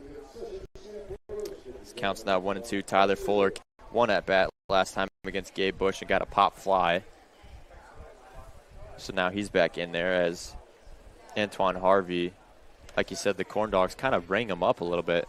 Had a lot of doubles and extra base hits against him, which is something, we haven't seen for the Corndogs against them. So, yeah, they did get their starter, studded a little bit. As that one is hit by Ryder Fernandez, should be right in the gap as Schasberger makes a sliding play but could not get that ball thrown in time to Noah Chase as Ryder Fernandez uses that speed to get there safely. But tough play there by Schasberger. Good play to get it and not make it into that gap. Yeah, tough play. It looked like he hesitated there trying to grab the ball, either missed the grip, or potentially, Quinn O'Brien maybe sliding in front of him may have played a role in that. But again, you're right. That's a tough play. That is a tough play. And that's right in the hole. And again, on an infield that's pretty slow. Yeah. That's a really hard play to make right up the middle. Yeah, so I wouldn't rule that as an error. I'd say that'd be a hit. That's going to be a base hit. Yeah. His first pitch to Billy Chidsey is in there for a strike, 0-1. Billy Chidsey so far in this game had a double and had a ground out. So one for 2 today. It's Billy Chidsey. But now runner on first. Fernandez has a pretty sizable lead as Fuller kicks and throws that one. Chidsey fouls it back, so now the count quickly is 0-2. Corndogs are out hitting Little Calumet in this game so far, 9-3. Wow. 5 runs, 9 hits, no errors for the Corndogs, and 4 runs, 3 hits, 2 errors for Little Calumet. And, that's a crazy thing to say when you look at the scoreboard and you look that it's a 4-5 ball game. Well, again, that goes back to timely hitting in baseball. Yeah. That's the key. Can you find – it's not necessarily how many hits you get, but what hits do you get in the right spots? Yeah. Are you drawing walks? Are you getting on base and setting guys up to do damage? Fuller takes his time. Checks first. 0-2 pitch. Swung on and fouled back by Billy Chidsey. Just gets a piece of that one to stay alive. When you say just got a piece, I'm saying he maybe just hit one of the laces on the ball and just barely tipped it. Yeah, just barely tipped it. But that's a good thing to stay alive here as he lives to see another pitch. With the count now 0-2.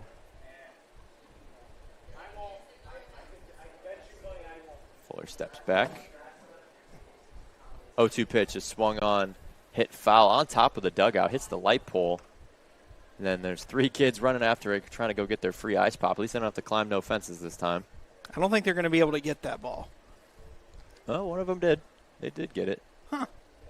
Kid fell in the off front. the bullpen. Yeah, it fell off the bullpen. I stand corrected. Yeah. The 0-2 pitch by Chidsey hit the other side foul. See, that was close to hitting a car. More kids are going after that one. Broadcasters can be wrong from time to time. Really? I always thought that was impossible. I've never seen that happen before. The thing with the broadcaster, though, is that, and I have experiences doing PA announcing for stuff, is sometimes people assume you know more than you do. It's like, I'm just the messenger. I just have a microphone. I don't know everything. As that pitch by Fuller is wild, so Ryder Fernandez easily takes second base. So now all of a sudden, Billy Chidsey has a chance with a runner in scoring position. As that's a good start to this inning for the Corndogs after, a little bit of a disastrous top of the 5th inning. Yeah, you feel like they need to get some momentum back. They got to at least get a couple runs here, separate themselves a little bit, because apart from that, top of the 5th inning, I mean, their defense has been outstanding. Obviously, Luke O'Keefe was fantastic. As the 0-2 pitch is swung on high fastball for Billy Chidsey, could not get a piece of that one. So that is a strikeout for the Beavers. Tyler Fuller's first one of the night, and I believe, that's only the third one for tonight for the Beavers. So not a lot of strikeouts. A lot of ground balls we were mentioning for both sides today. As you mentioned, maybe the field's a little bit slower, so I don't know if the pitchers are maybe trying to play into that or something. It's certainly possible, but just in general, I think maybe there's not a lot of swing and misses today, a lot of patient bats. Is that first pitch to Andrew Santunis is low. Santunis was the one who had that, little bit of a lucky play earlier, had that pop up to Lance Moon in center field, who had everyone thought had an easy play, but ended up dropping it. That pitch is swung on and missed, so now it counts 1-1. How big does that play loom in this game? Knowing that there were 3 unearned runs that came after that, and knowing the Corndogs are up by only a run right now. Yeah, I was going to say the score. The score it is. You're going to look back at that one. If this ends up being close, and Tunis hits that to Schatzberger at second base, who makes that easy play to first base. So now 2 outs in the inning, as now Ryder Fernandez moves from second to third. So there's a chance to score here with the run only 90 feet away at third base. Wright, who had a single and popped out in his last at bat. Looking to gear up without breaking the bank? Come to Play It Again Sports in Maryville. We buy, sell, and trade new and used sports and fitness gear every day.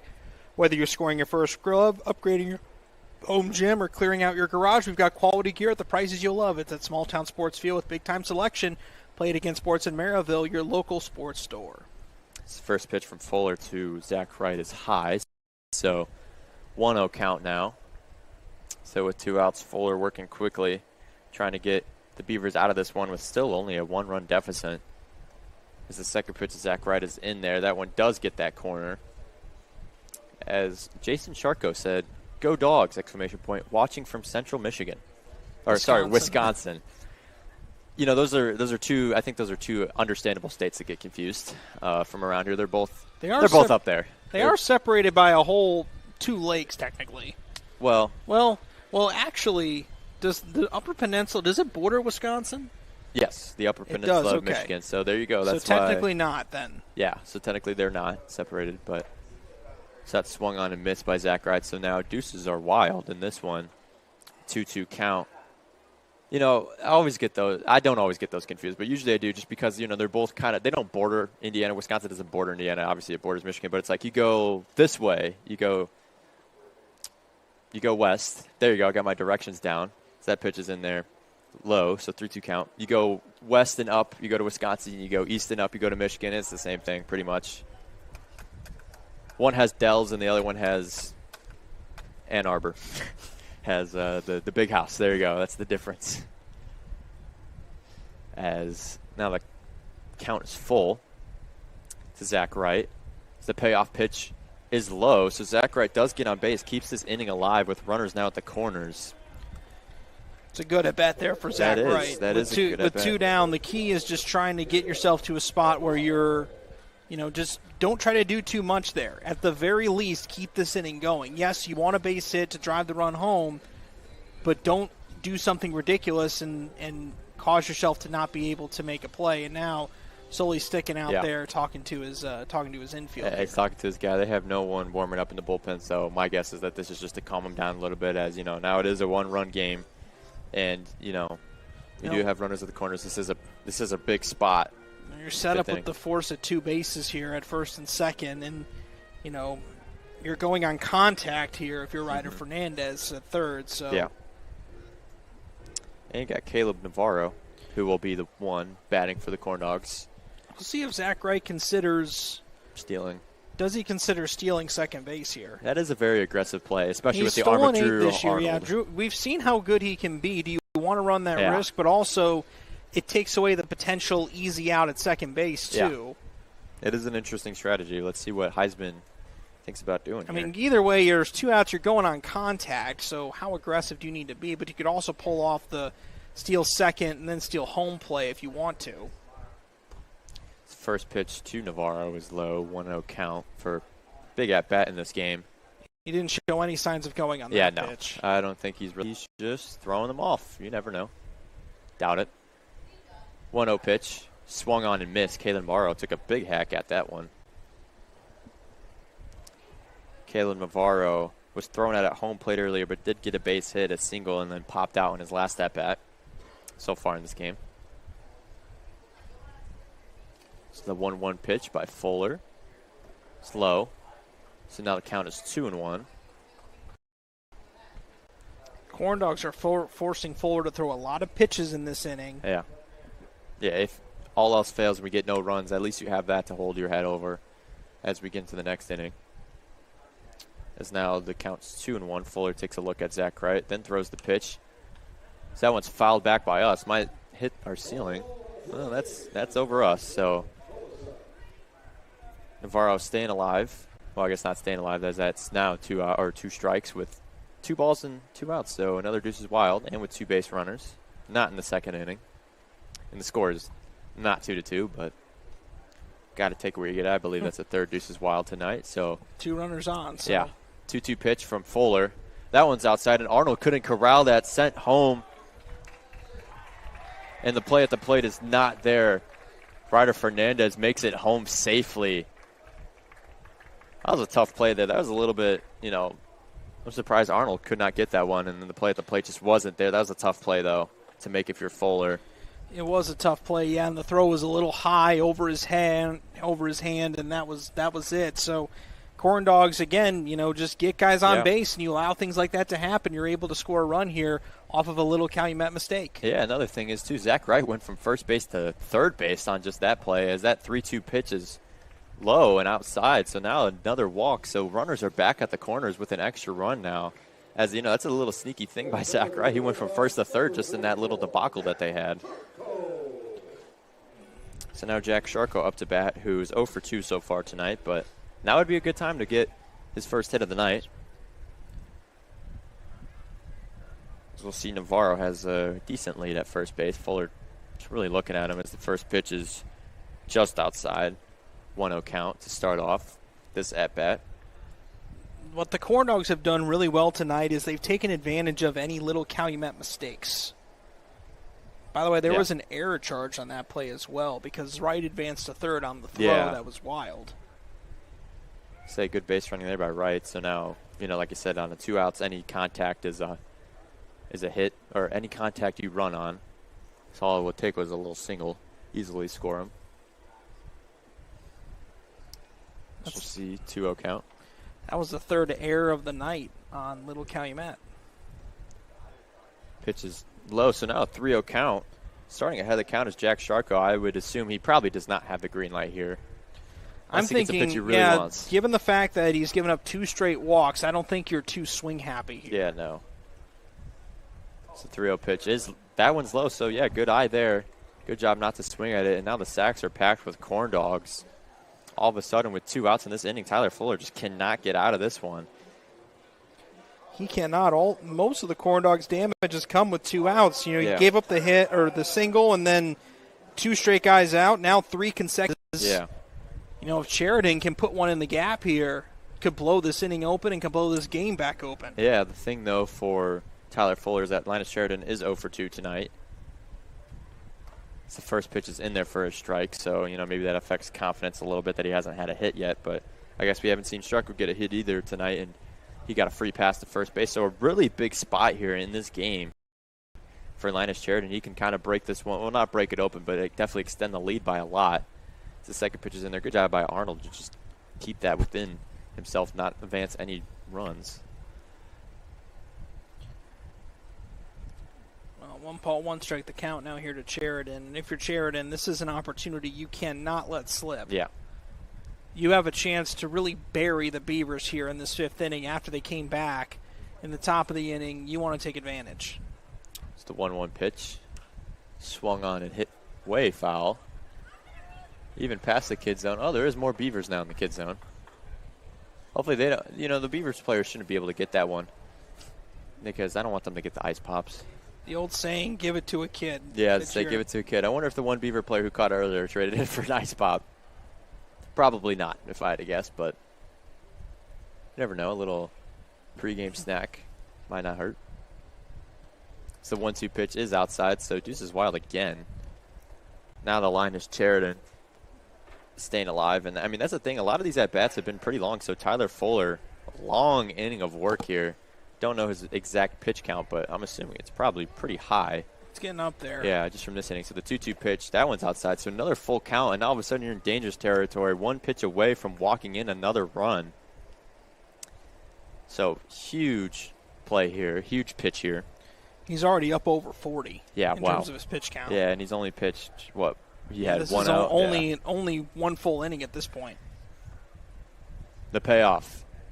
Swung on and hit back by Linus Sheridan. Just hit the very tip of his bat just to stay alive. That one would have been close, but obviously Linus Sheridan wants nothing to do. Doesn't want the umpire to make the decision if he stays alive or not, so might as well just keep himself alive.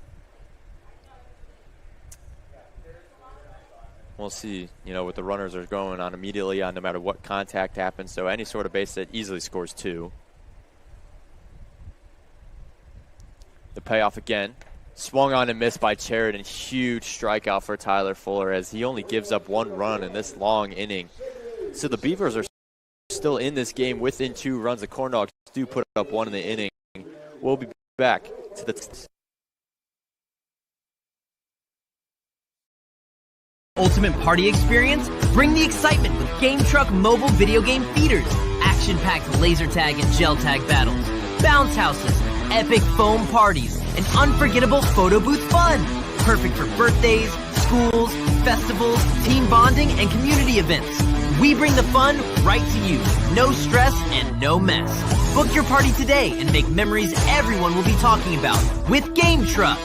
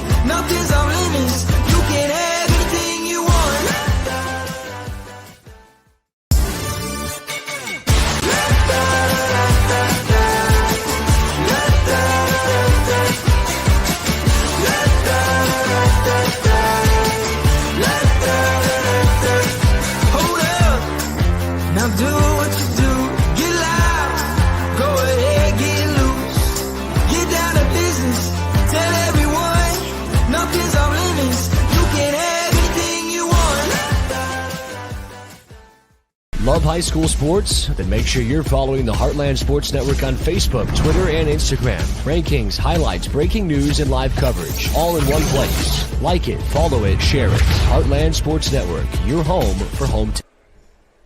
Back here at Legacy Fields in Crown Point, we head to the top of the 6th inning.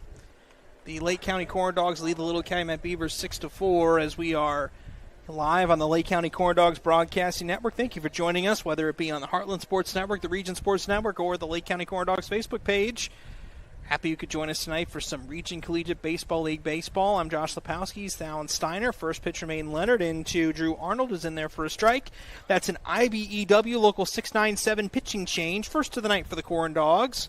And we will give you the final line for the starting pitcher, Luke O'Keefe, here in just a second. That pitch misses high, 1-1. O'Keefe's final line, 5 innings pitched, 3 hits, 4 runs, 4 earned, 3 walks against 3 strikeouts. Not a bad outing. No. Really good the first few innings. Kind of crumbled a bit in the 5th, but solid outing nonetheless overall as that struck foul to the left. Count is 1-2. Leonard on the mound has pitched once against Little Calumet. That was back on June 16th. Pitched 3 innings, gave up 3 hits, 1 run, but it was an unearned run. He's given up a total of 10 runs and 7 earned runs. However, 6 of those earned runs and 8 of those runs have come in only 2 games. One was against Oswego on June 2nd, where he gave up 4 earned runs, and then he gave up 2 earned runs in a 2-inning outing against New Lenox last week. So that pitches in the dirt 2-2. So overall, all things considered, Aiden Leonard, it's been more good than bad this year for him. So he's been overall pretty reliable. Just a couple of games maybe he wished he could have back. Yeah. That pitch is high, 3-2. Not to mention that game against New Lenox too is not really an ideal night to pitch either.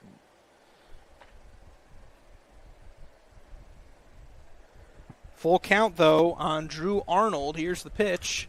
Swinging a fly ball, right field, foul, and out of play. Kids go chasing after that.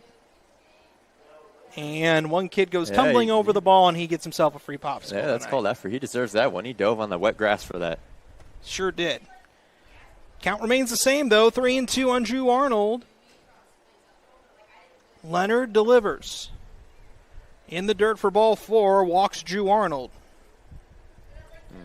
Corndogs are hoping this doesn't spill over into kind of how things broke apart late in the game on Monday. As Keegan O'Brien comes up, he's 0 for 2 today. Yeah, especially after the way last inning, happened. Very rough inning for the Corndogs defensively. First pitch misses inside. 1-0 here on Keegan. Keegan O'Brien's 0 for 2 today. Popped out in the second, then struck out in the fifth. Leonard sets, kicks, and delivers. That pitch is high, 2-0. And Leonard having some troubles finding the strike zone here. Yeah, a little bit of control issues very early in this one. So far this season, 12 walks against 12 strikeouts. The 2-0 delivery. High for a ball, 3-0. Leonard patting his chest a bit, getting a little frustrated.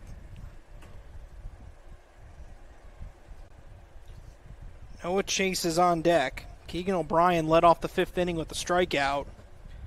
Who would have thought that inning would have spiraled into what it became? Yeah. 4 runs, 3 balls, no strikes. The pitch.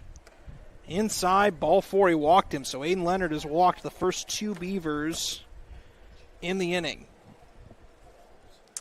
Yeah, not a great start to this one for Aiden Leonard, as now you have a 4-pitch walk after he just walked Drew Arnold. Now runners on first and second with nobody out. Noah Chase up to bat, the guy who's been perfect so far for the Beavers. Start of the last innings rally. He's 1 for 1 today with a walk and a single. Corndogs are up 5-0 early in this game.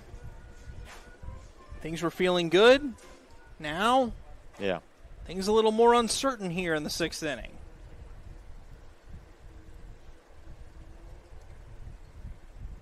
Leonard ready to throw it into Noah Chase. First pitch in the dirt. Chronopoulos keeps it in front of him.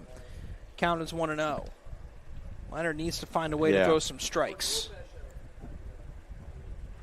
He needs to find a way to throw some strikes and get some outs here. 1-0 the count on Noah Chase. Leonard delivers. That pitch is high for a ball, 2-0 the count. Yeah, just struggling to find the zone. Yeah, you're right. Can't really find it. Yeah, either too high or too low. No in between. 2-0 pitch. That catches the zone. 2-1 the count. As his cap flies off his head. Well, you know, maybe that's what he has to do. Yeah, maybe he's got to feel good. Maybe that'll get him in the groove a little bit. He knows what it feels like now.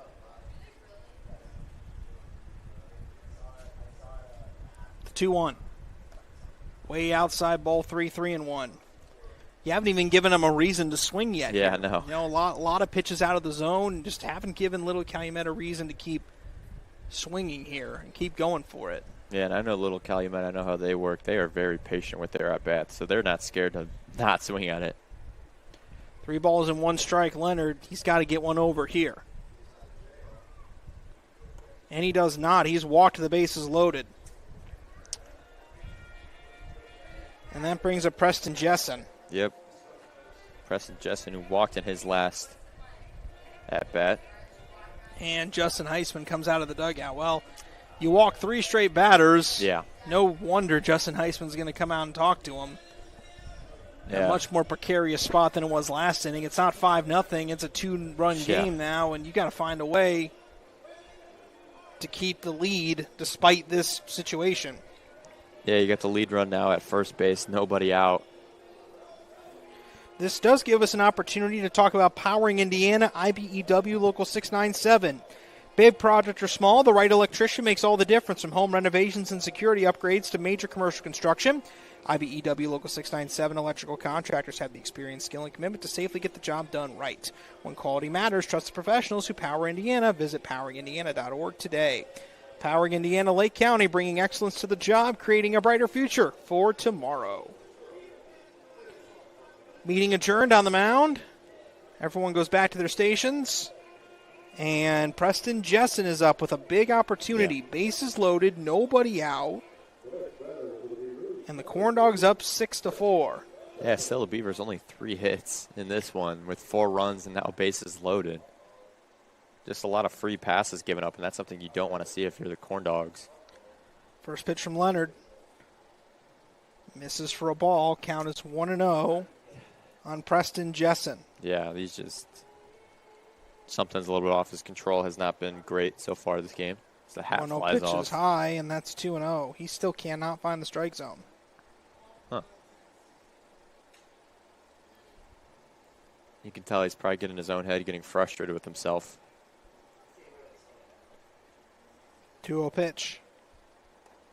That one's in there, perfectly placed in the inside corner, 2-1. There you go. That's a beautiful pitch. As his hat keeps falling off, can someone tell him, hey, he's got to tighten his hat up a little bit? Either tighten his hat up or get a smaller size. Yeah. Either way, he needed that pitch. The 2-1 to Jessen.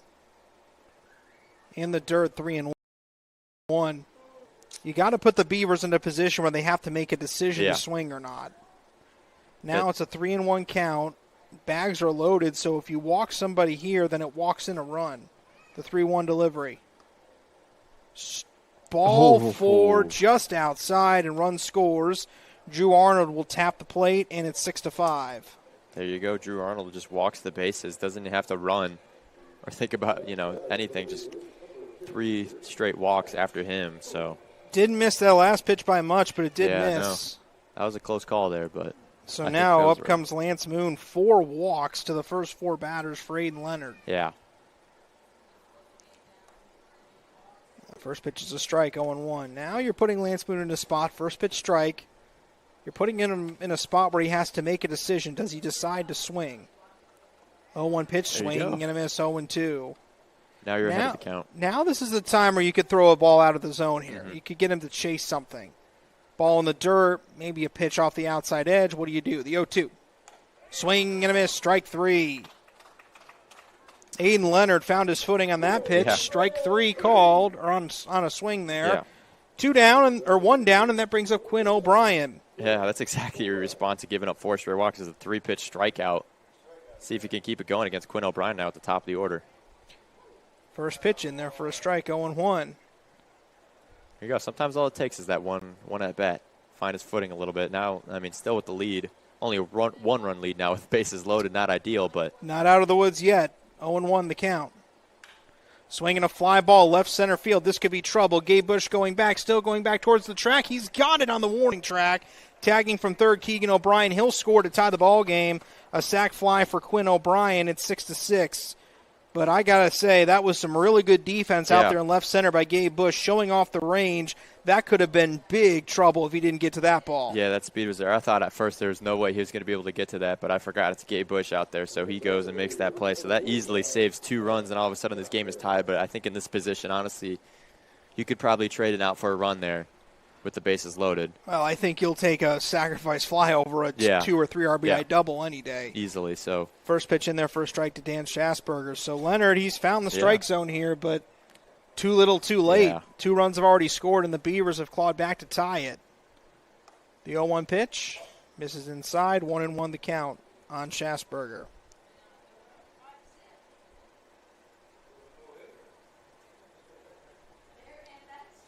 The delivery.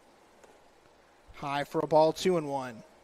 Well, how appropriate in the last game of the regular season series between these two teams to have it be a tight one. Yeah. That's what most of these games have been so far this season, so why not do it again? The 2-1.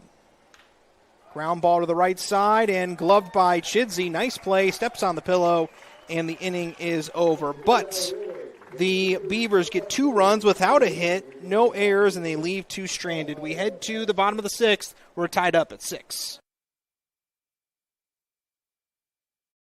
keeps you busy and you can't get to the store? Shop online with Strachan Van Til To Go. Our to-go service is easy to use. Register using your rewards account information, fill your virtual card, and choose delivery or pickup. Once your order is in, our own Strachan Van Til team preps your order with care. With our to-go service, you can earn reward points and save time and money with our online coupons and weekly ad prices. Life made simple, shopping made easy. For more information or to sign up, visit shop.strachanvantil.com.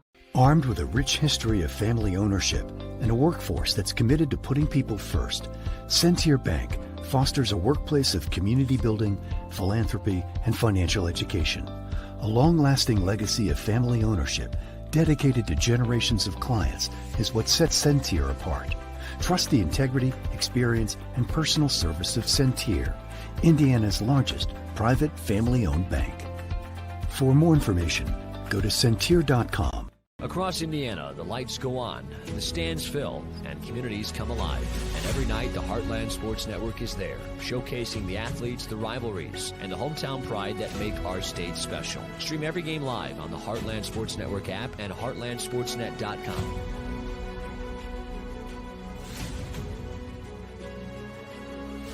Your teams, your stories, your network. The Heartland Sports Network, proudly bringing the Heartland together, one game at a time. We head in the Lake County Corndogs and the Little Calumet Beavers tied up at 6 apiece as Tacky Chronopolis leads off. The bottom of the 6th inning takes the first pitch for a ball. 1-0 the count on from Tyler Fuller to Tacky Chronopolis. And the story has been a lot of free passes the last couple of innings. That pitch misses, 2-0. And we've been mentioning it, this umpire, sometimes you'll see umpires be a little bit more forgiving sometimes with those pitches on the corners. This umpire has not been forgiving of any of them tonight. Definitely not at all. Outside 3-0. But again, like I'll say, he's been consistent. I mean, it's been. Yeah, I mean, that's all you can ask for. It's been that way for both sides. 3-0 delivery. High for ball 4. Chronopolis walked on 4 pitches.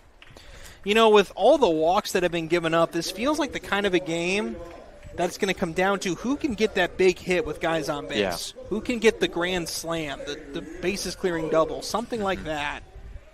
It seems like that's what this game might end up coming down to. Yeah. One interesting note is that if the Corndogs go on to win this game, then that would mean, in all likelihood, at least with the amount of games left on the schedule, we'll see what happens if games get postponed, whatever the case may be, as that pitch misses outside 1-0. They could potentially clinch over the Little Calumet Beavers and would not have to be, or would not finish 4th in the league if they win tonight, potentially. Yeah. That's something to watch for. Gabe Bush went around on that one, count as 1-1. Yeah. Still a long way to go to start talking magic numbers or anything like that when it comes to the league and those kind of things, but that's stuff to watch out for. Also, that 4-game lead over Post 94, that's important because top 2 teams get to host. Mm-hmm. So that pitch misses low, 2-1. Top 2 teams, again, get to host in the Region Collegiate Baseball League playoffs, so the Corndogs would like to stay in that position. 2 balls, 1 strike on Gabe Bush, the pitch. This is outside, 3-1. Yeah, and the thing is with this league, I mean, right now as it stands, the Corndogs, they would get a top position, but they would go against a team like the Beavers who have given them really good games this year. So, I mean. Well, I was having a conversation with the PA announcer for the Beavers on Monday night, and when we were talking, we both agreed on this, the 3-1 pitch to Gabe Bush in there for a strike, 3-2, is that, in this league sometimes – you're going to see a lot of different guys depending on the day. Guys getting work, those kind of things. And that's true in baseball in general. Very rare. Oftentimes you're not seeing the quote-unquote top 9 on each team on the field on a given day. 3-2 pitches high for ball 4, puts 2 men on here with Woody out. Especially true in this league sometimes because you're trying to get a lot of guys in, get a lot of guys work.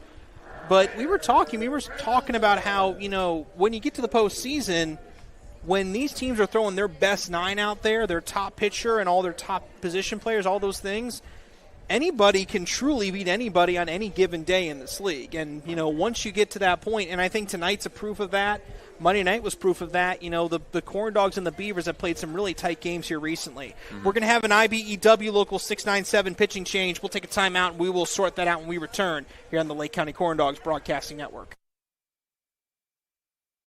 Ultimate party experience? Bring the excitement with Game Truck mobile video game feeders. Action-packed laser tag and gel tag battles. Bounce houses, epic foam parties, and unforgettable photo booth fun. Perfect for birthdays, schools, festivals, team bonding, and community events. We bring the fun right to you. No stress and no mess. Book your party today and make memories everyone will be talking about with Game Truck.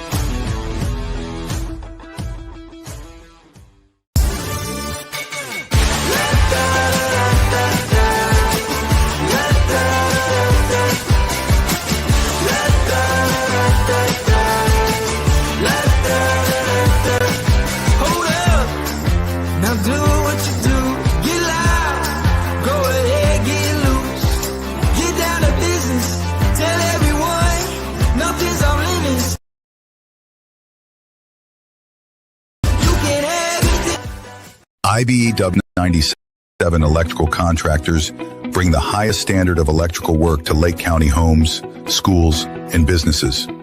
From everyday fixes to once-in-a-lifetime builds, we don't just get the job done, we get it up to the highest safety standards. When you need electrical work, hire the professionals who power Indiana. Powering Indiana, Lake County, bringing excellence to the job, creating a brighter future for our community.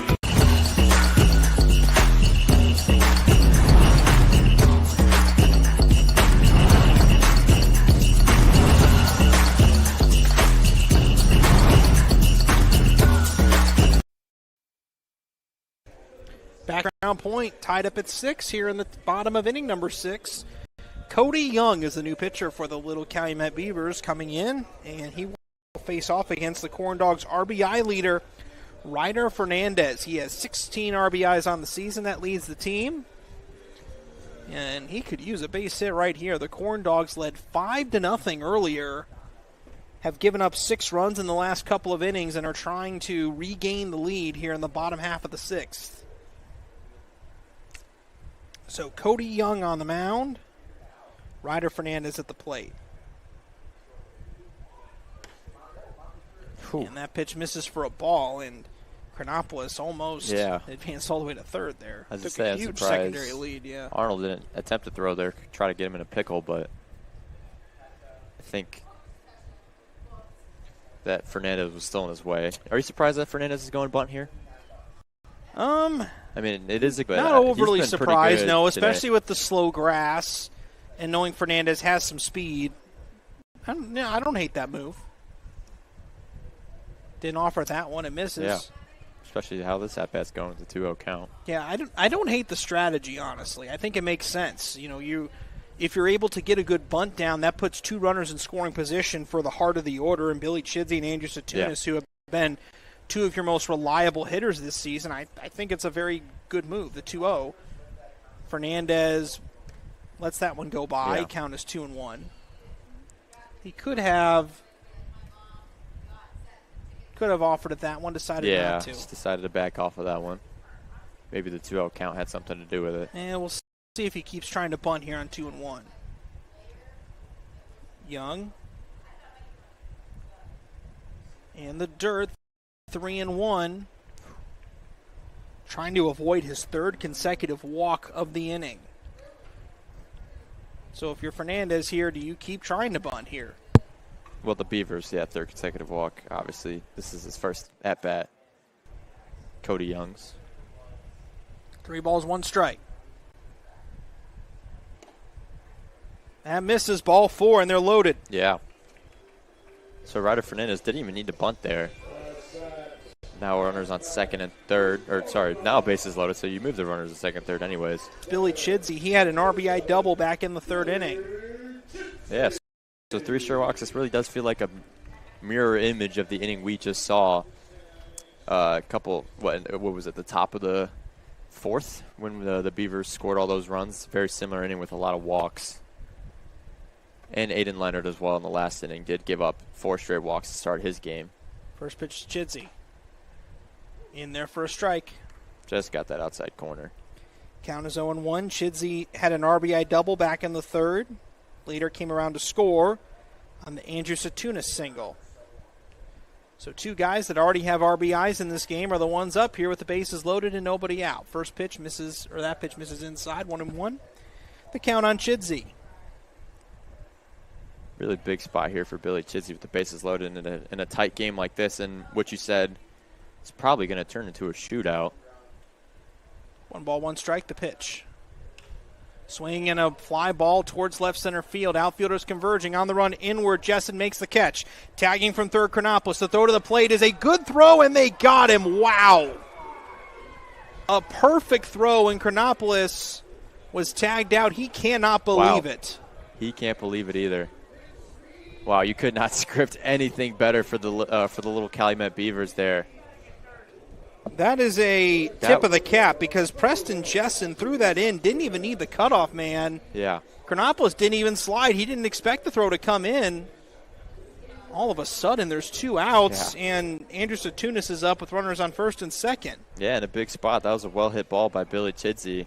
Wow, that almost popped or came close to popping the balloon on the inning. Wow. 2 down for Satunas, the pitch. Swinging a high pop-up into left field. Coming in is Jessen. Runs out from under his cap. He's got it, and the inning is over. Preston Jessen is able to keep the Corndogs off of the scoreboard in the 6th inning. We head to the 7th. We're tied up at 6. Life takes you places, and you can't get to the store? Shop online with Strack and Van Til to go. Our to-go service is easy to use, and it can save you time and money. Once your order is in, our own Strack and Van Til team preps your order with care. For delivery or pickup, enjoy the convenience of letting our to-go team shop for you. Enjoy your special moments. Sign up online today. strackandvantil.com. Headquartered in Maryville, Indiana, continues to play a pivotal role in every community we serve. Beginning with a single location in 1895 to serving 13 counties across Indiana, Centier Bank has championed a workplace of community building, philanthropy, and financial education to enrich the lives of individuals and businesses in the communities we serve. Our promise for a better tomorrow for generations to come is what sets Centier apart. Centier Bank, Indiana's largest private family-owned bank. If your business wants to reach real customers in real communities, the Heartland Sports Network is where you need to be. With thousands tuning in every week across Indiana and beyond, your message plays alongside the games people care about most. Connect with families, alumni, parents, and the next generation of local leaders. Digital ads, in-game features, branding opportunities. We'll build a package that fits your goals. Advertise with the Heartland Sports Network. Visit heartlandsportsnet.com or contact us today.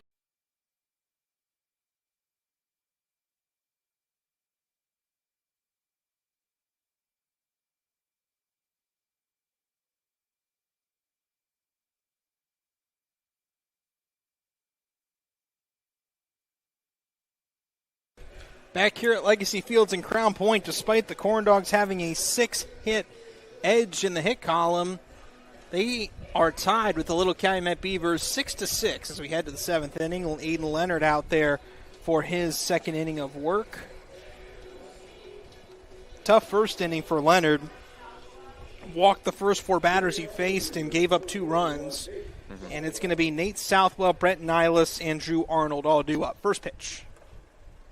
In there for a strike. Count is 0-1 on Nate Southwell. Yeah, good thing for Leonard, though, is that he ended off that inning extremely well after those 4 given up walks. He did, and so the hope is that he can keep that momentum going as that pitch catches the zone 0-2. It looks like it so far. Good start. He's definitely working a lot quicker here, so he's definitely seems like he's gotten himself into more of a rhythm. Just for some reason did not come out of the gates too well there. The 0-2 pitch. Just got a piece and fouls it off. Count still 0-2. This is game 1 of a 3-game homestand for the Lake County Corndogs. Tomorrow night at 7 p.m., they host the South Lake Ironhawks in the battle of the top 2 teams in the league. 0-2 pitch, strike 3 called. Second strikeout of the night for Aiden Leonard, and that'll bring up Brett Niles. Yeah, beautiful at bat there. Corndogs, after the game on Friday, are off on Saturday. Then they will come back home on Sunday to host Post 94 at 4 o'clock p.m. And then next week, they have Monday and Tuesday off, and they are on the road against Post 94 on the 15th, as Nayless swings and misses at that one, 0-1.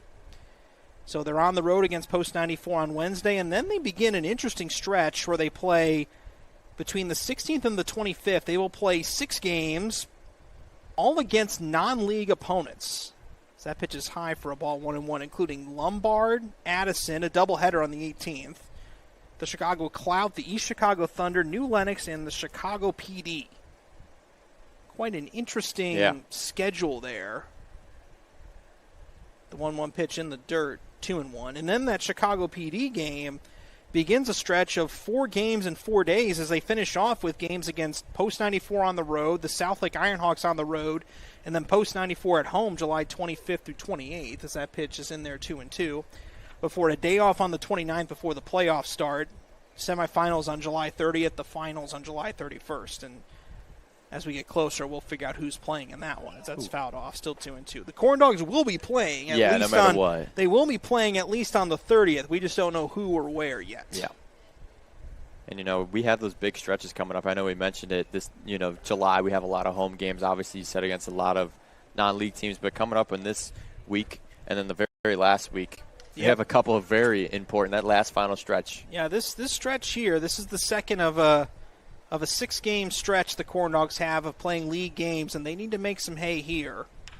Ground ball to the left side, and it's off the glove of Fernandez, and safe at first is Nayless. We will see if they award a hit or an error there. Either way, it's a runner at first here with 1 away. Yeah, I would believe that would be an error. Let's see what it was a hard. I think it was a play. Fernandez call it. Either way, Drew Arnold comes up. Yeah, that's an error. Yeah, figured. That makes sense. It's a makeable play, and I think Fernandez would agree at third he should make that play. That pitch misses outside, 1-0 here to Drew Arnold. Arnold led off the 6th inning with the walk. The first of 4 consecutive walks in that inning. 1-0 pitch, swung on and fouled back. Count is 1-1. As we are in the top of the 7th inning here at Legacy Fields. Pickup move over to first, not in time. Expecting Leonard to probably go maybe this inning and maybe one other after this, potentially. He is on a pitch count, so we'll see how long he goes. The 1-1 pitch. Pitch is low for a ball, 2-1. Yeah, if you're Leonard here, you're really just hoping for a double play ball to get out of here, but that's obviously way easier said than done.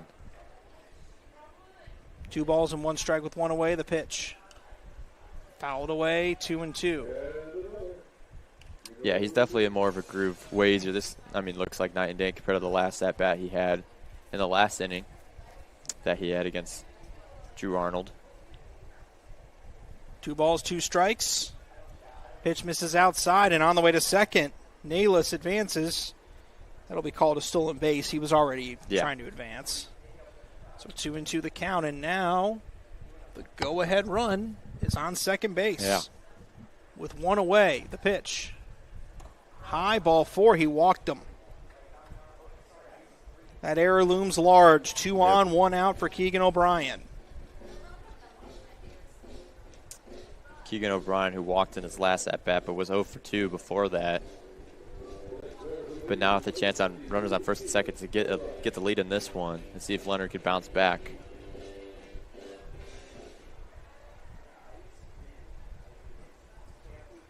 Aiden Leonard looks back at second. The first pitch to O'Brien is high for a ball, 1-0. Can't let this get away from him like he did in the last inning. He's got to be careful.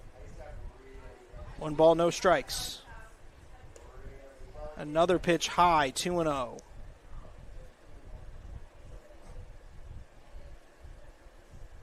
Two balls, no strikes. Leonard looks back.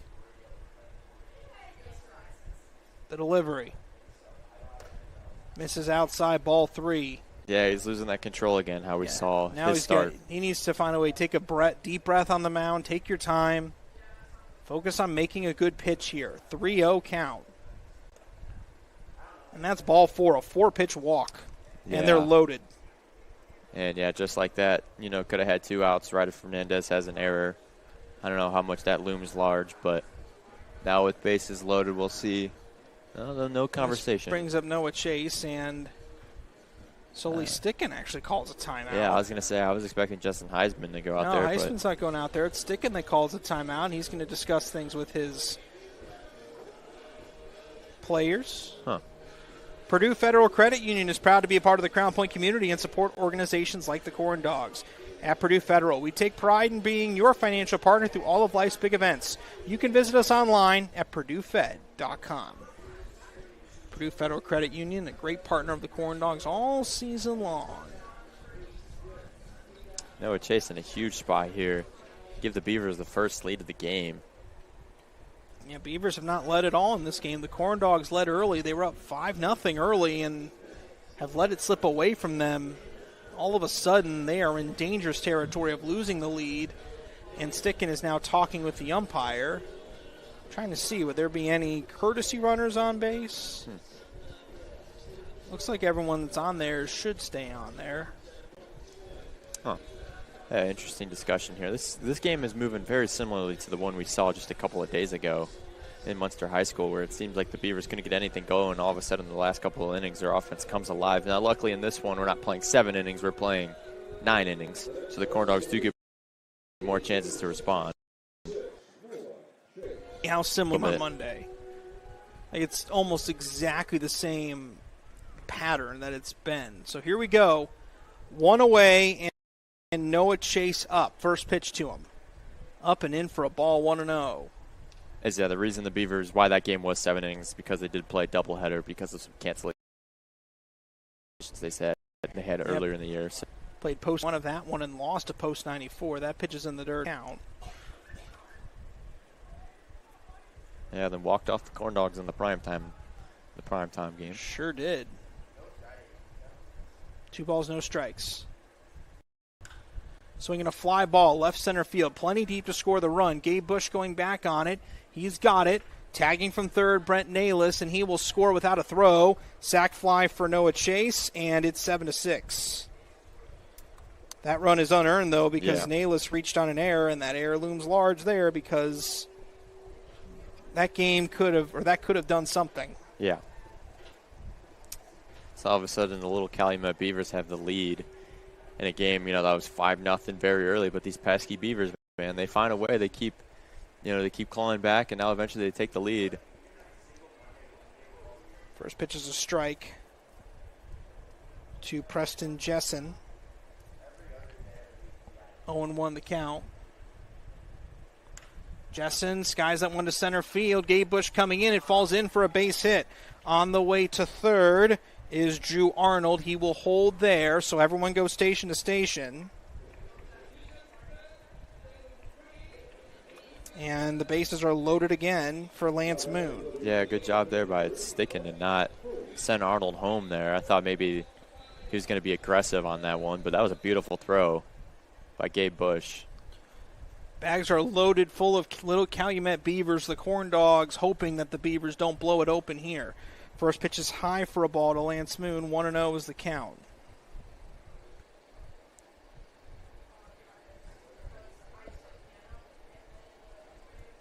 Now, if you're Leonard, the clock has already, struck past midnight for you. You're already past the nightmare situation, giving up the lead now. When you had, it was 6-4 when he came in, but still giving up a lot of walks, a lot of free passes. Now with bases loaded, you just got to get out of this one any way you can.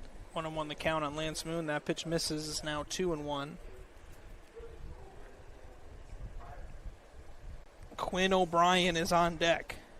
Swing and a miss, 2-2. Leonard trying to get out of this inning.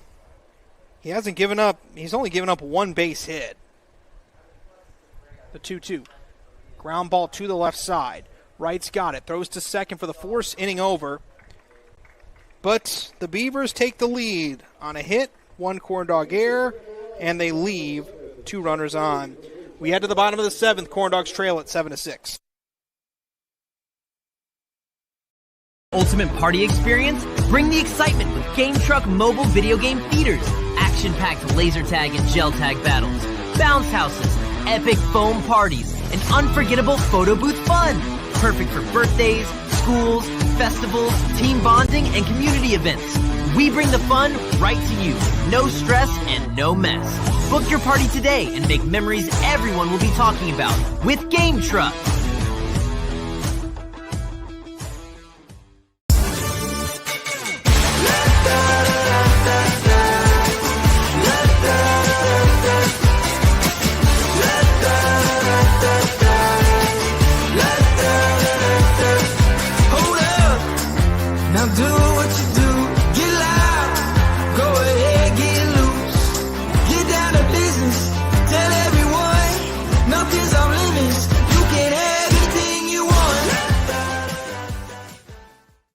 IBEW Local 697 electrical contractors bring the highest standard of electrical work to Lake County homes, schools, and businesses. From everyday fixes to once-in-a-lifetime builds, we don't just get the job done, we get it done right and up to the highest safety standards. When you need electrical work, hire the professionals who power Indiana. Powering Indiana, Lake County, bringing excellence to the job, creating a brighter future for our community. Passes in here for Portage. It's Josiah Brown. Brown throws up a last-minute prayer, and he knocks it down!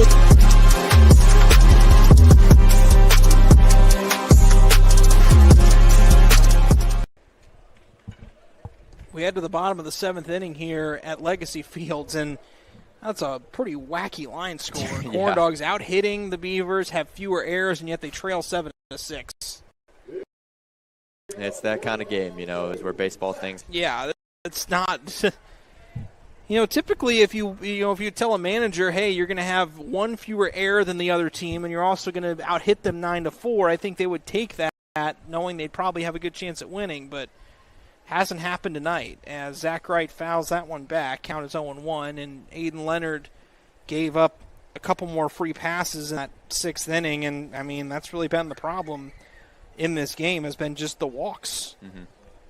I mean, after only giving up one in the first 4 innings with the starter Luke O'Keefe, he gave up a couple in the 5th inning, and then, you know, you've had Aiden Leonard that's walked 6 guys in the last 2 innings, and that's allowed the Beavers to get guys on base, and that's a ball outside 1-1, and so these flyouts or groundouts, instead of being harmless flyouts or groundouts, are now instead driving runs home.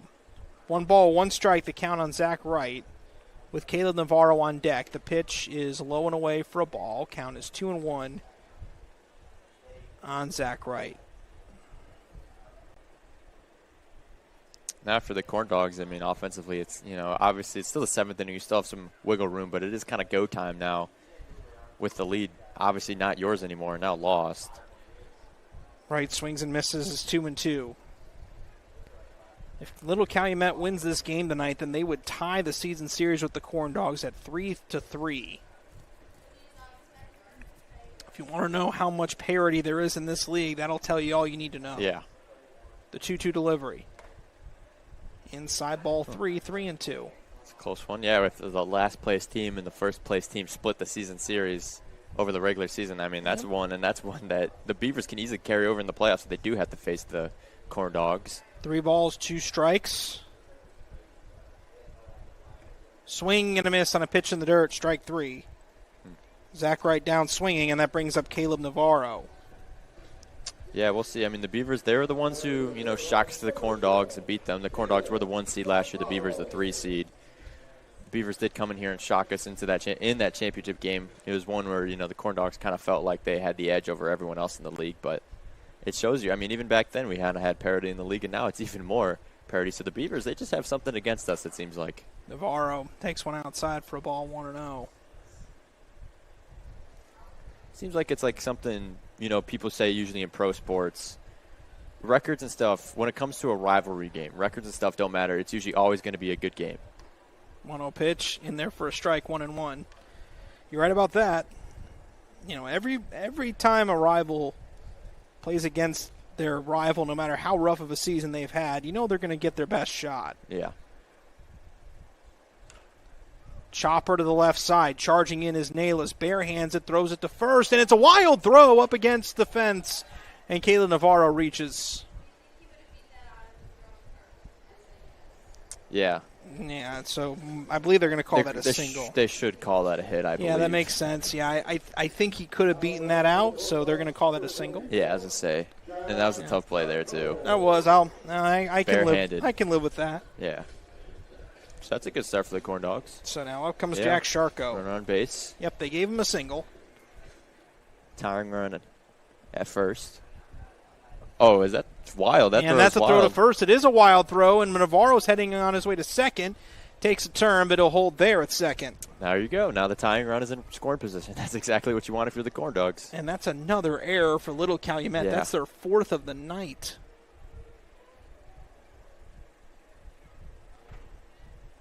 I mean, errors and mistakes have been what's kept the Corndogs in this game. Yeah. I don't think it's it's unfair to say that Little Calumet has outplayed the Corndogs tonight in a lot of ways. Pitches a strike, count is 0-1. Yeah, if the Beavers do end up losing this one, I mean, you know exactly what's going to be talked about is, the little mistakes like that. Yep. It's now Sharko with the chance. No balls, 1 strike on Jack Sharko. Sharko with Sheridan on deck and then Chronopoulos in the hole. 1 away, the pitch. Swing and a miss, 0-2.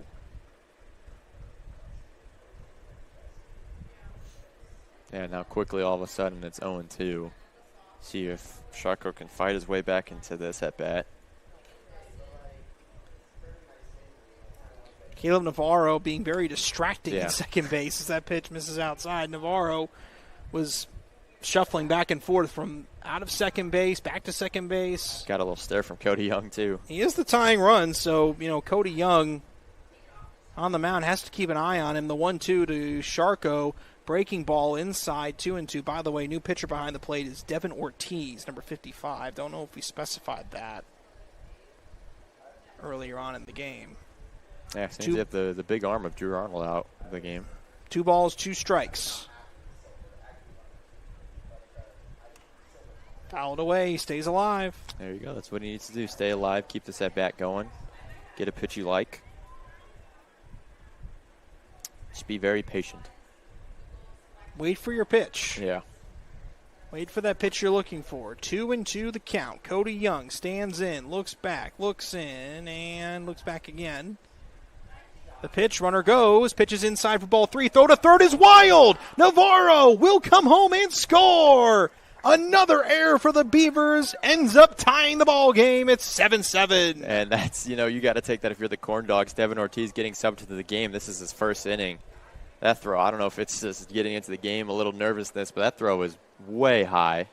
So Caleb Navarro advanced to first on a wild throw that was called a hit, and then advanced to second on a wild pickoff, advanced to third on a stolen base, and advanced home on a wild throw. Yeah, that's just a whole bunch of defensive errors there. That's if you're the Beavers, you're kicking yourselves after that one, that's for sure. This has been a defensive nightmare for the Beavers tonight.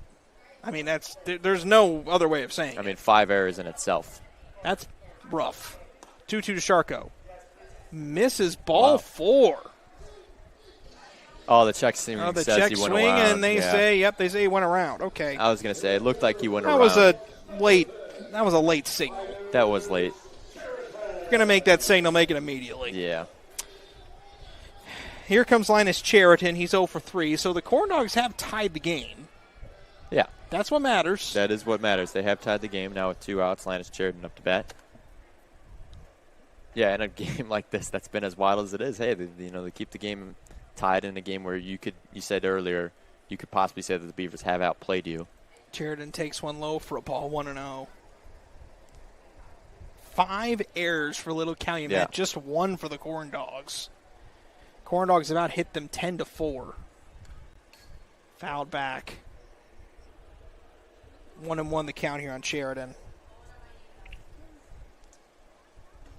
This has just been one of those games. I think it's the kind of game where if either team wins it, whoever wins it, you're going to be thinking, well, that's probably not the way you want to play to win a baseball game, but you walk away with a win. That's what matters most. 1 ball, 1 strike on Linus Cheriton. Yeah, you know what they say, a win is a win on the record no matter how you get it. Also worth noting, there are no Corndogs up in the bullpen, so we'll see if Leonard goes back out there for the 8th inning.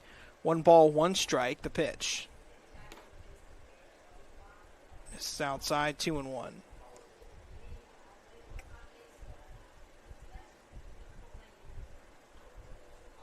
Two and one with 2 down. Cody Young, ready and firing. Outside ball 3. Cody Young is also a guy that struggled to find the strike zone at times. Yeah. Not giving up nearly as many free passes, though, as Leonard has, but still. He's given up 1. Ground ball off the lip of the grass, gloved in short right field by Schasberger, but no play at first base. So an infield single for Linus Cheriton. I got to say, I'm happy that he was able to get that single, because if he would have gotten out because the ball hit the lip of the grass wrong, that would have been pretty cruel. So Linus Cheriton does get a base hit. Also, it was like the first time I've never seen a runner run through first base. Yeah. Linus stopped on first base, which I think is really funny. Well, I mentioned Linus Cheriton, how he's the last few games has steadily been getting on base. This is another game to get on base. That pitch misses low, 1-0 to Tacky Chronopoulos.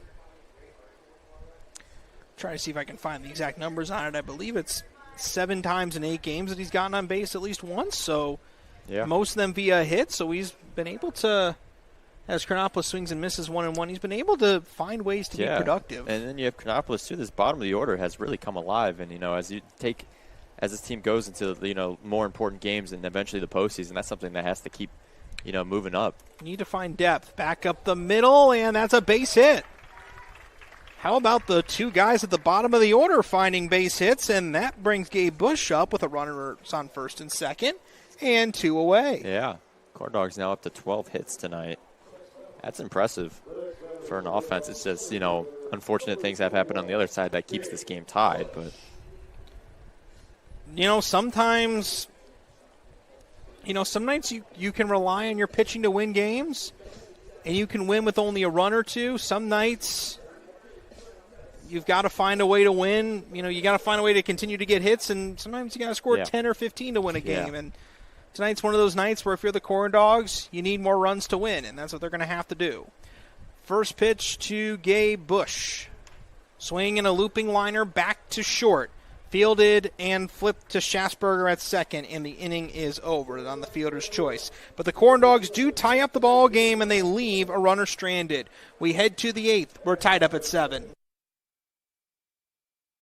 Van Til for the win with 4 ways to save. Catch price drops on over 15,000 items and check the weekly ad for can't miss deals. Stack on the rewards program for digital coupons, points toward discounts and free products, and power up with our own brands. Keep your budget in the safety zone. Get the same great taste as national labels at lower prices. If you can't taste the difference, why pay the difference? Score big value with 4 ways to save at Strack and Van Til. Armed with a rich history of family ownership and a workforce that's committed to putting people first, Centier Bank fosters a workplace of community building, philanthropy, and financial education. A long-lasting legacy of family ownership dedicated to generations of clients is what sets Centier apart. Trust the integrity and personal service of Centier, Indiana's largest private family-owned bank. For more information, go to Centier.com. Across Indiana, the lights go on, the stands fill, and communities come alive. And every night, the Heartland Sports Network is there, showcasing the athletes, the rivalries, and the hometown pride that make our state special. Stream every game live on the Heartland Sports Network app and heartlandsportsnet.com.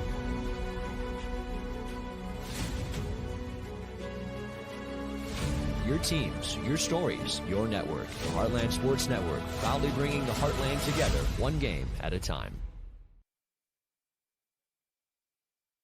Ironworkers Local 397 pitching change to pass along to you.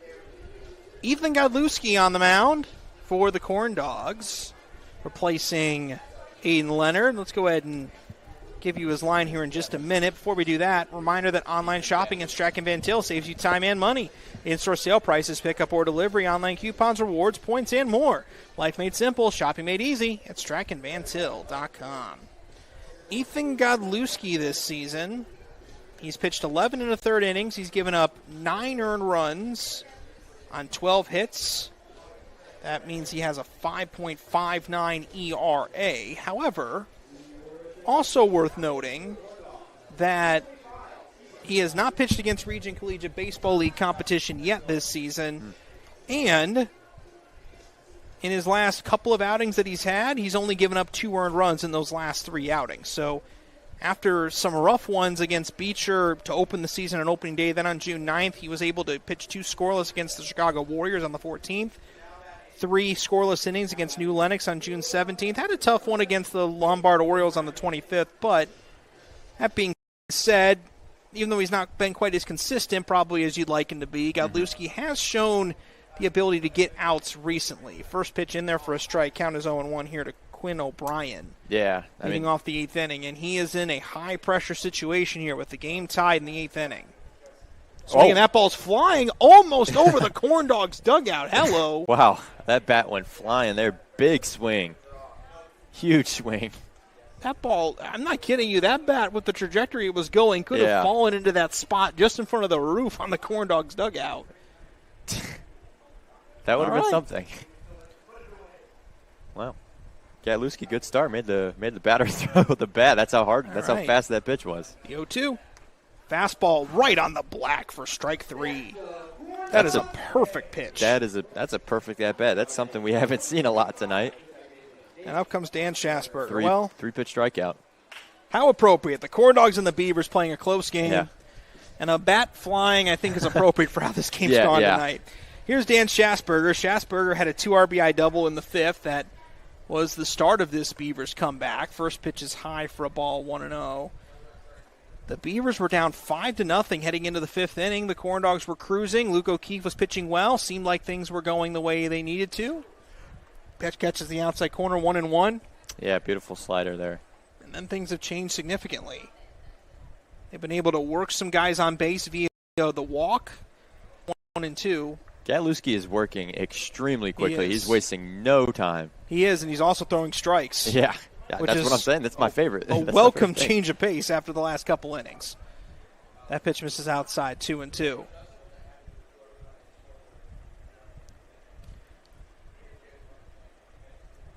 Two balls, 2 strikes to delivery. Swing and a miss, strike 3. Godlewski. I mentioned it. He's had some good outings recently.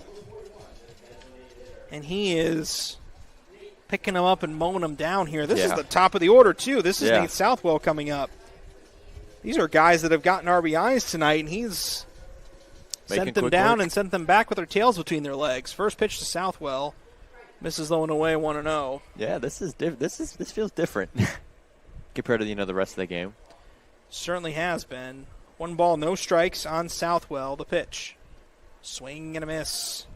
That first pitch was a strike, by the way, so it's 0-2.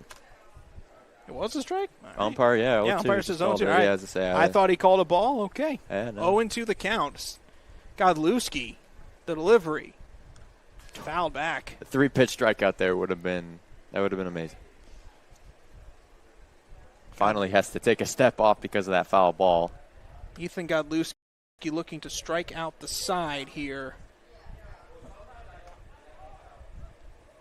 And that pitch misses, 2-2.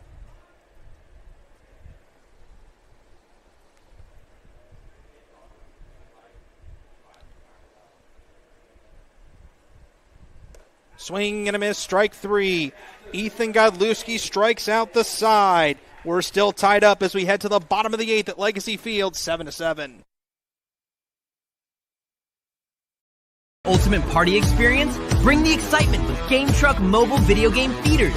Action-packed laser tag and gel tag battles. Bounce houses, epic foam parties, and unforgettable photo booth fun.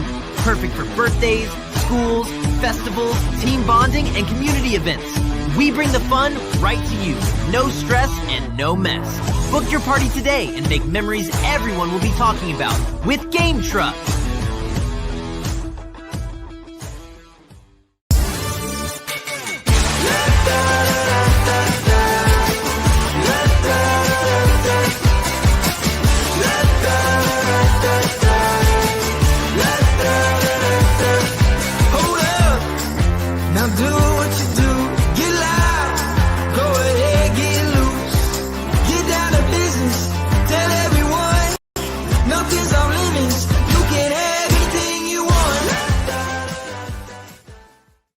IBEW Local 697 electrical contractors bring the highest standard of electrical work to Lake County homes, schools, and businesses.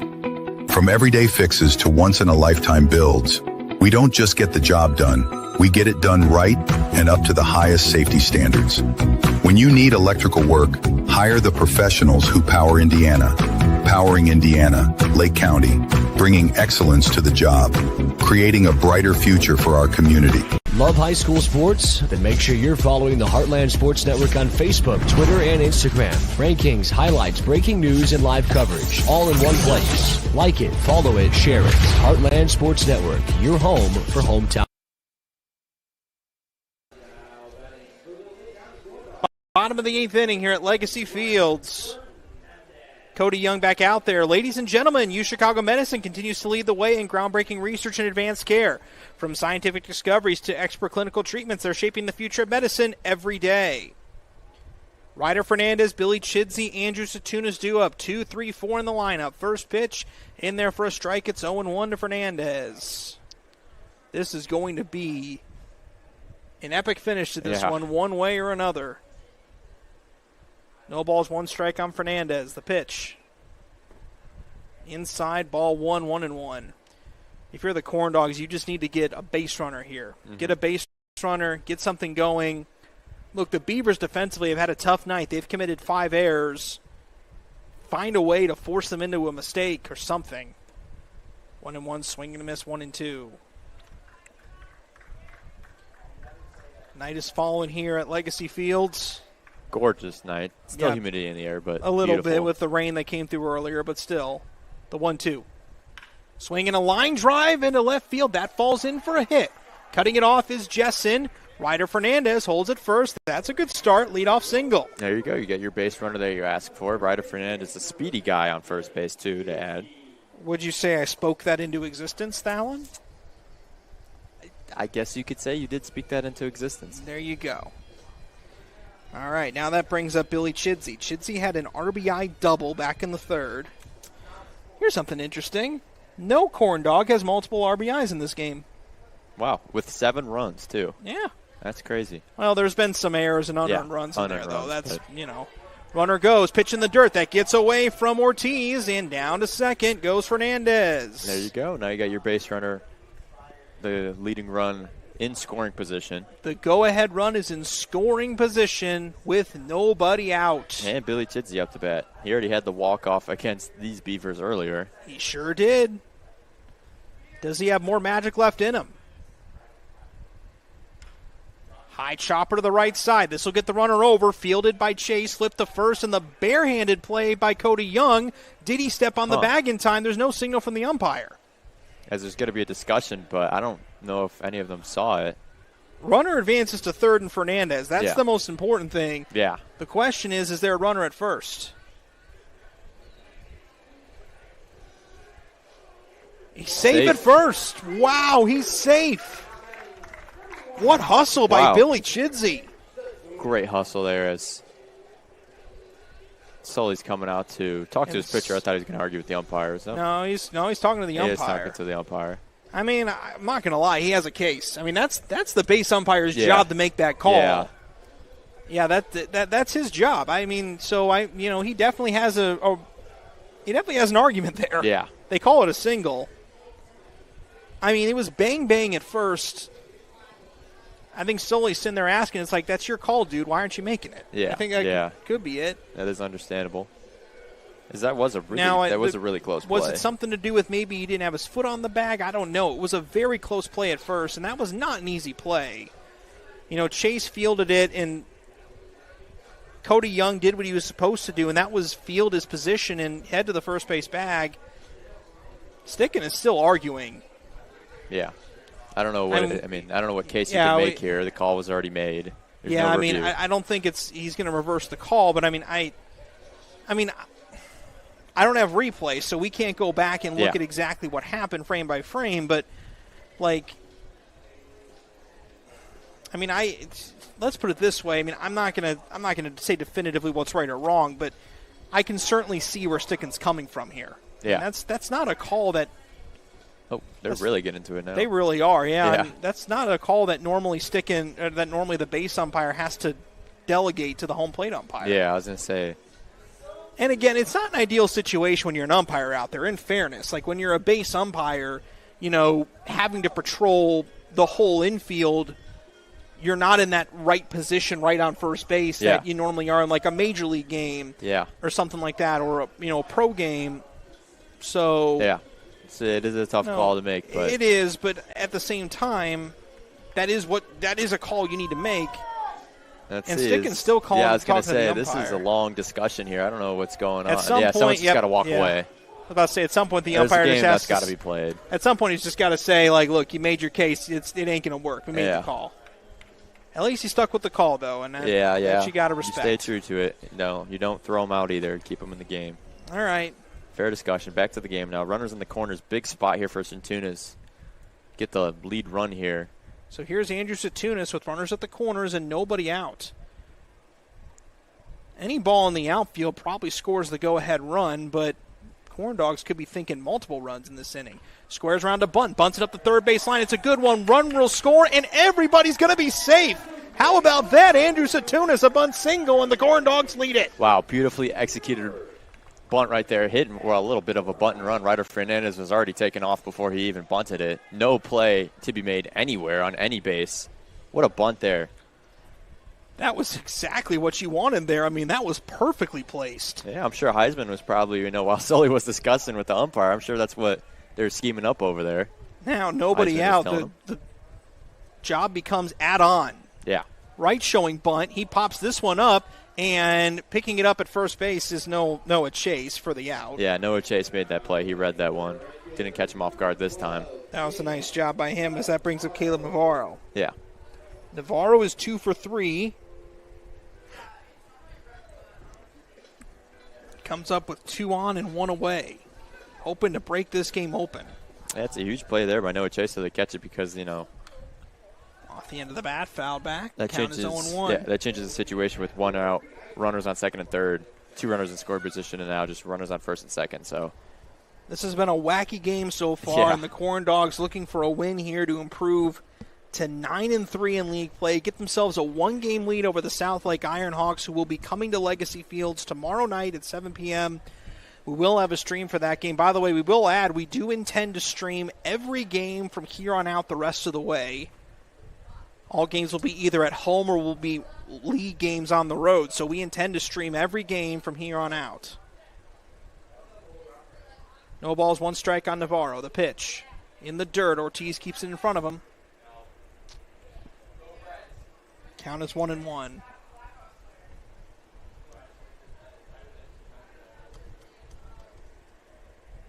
Navarro stands in. 1 ball, 1 strike. Cody Young turns his head back, turns it forward. The pitch. Swinging a fly ball, right field, pretty deep. Going back, O'Brien in front of the track. He drops the ball in right field. And everyone's going to move up 90 feet. That's another error. Up to 6 errors now on the game for the Beavers. I don't know. Something is going on. Something is in the water here. Literally. I mean, that's the second pretty easy drop ball in the outfield. That was another can of corn. Yeah, seriously. I mean these are easy plays. Yeah. Now the Corndogs bases loaded with only 1 out. Wow. Here comes Jack Sharko. Yeah. Huge spot here. With 1 away. The pitch. Misses outside for a ball, 1-0. If you're the Corndogs here, you've got to be thinking, make them pay. Yeah, make them pay. Make Blow them this pay. one I mean, open. you need a ball in the gap here. You need to score multiple runs here. Blow this game open.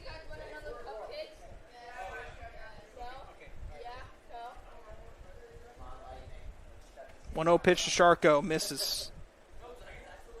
Counts now 2-0.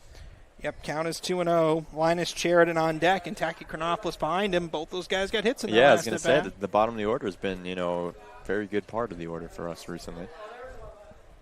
2-0 the count here on Sharko. Good hitters count. Pitch misses low. 3-0. What a line score. Corndogs, 8 runs, 15 hits, 1 error. The Beavers, 7 runs, 4 hits, 6 errors. Yeah, that's something. That's one you're going to look back on, and you're going to be very confused. The 3-0.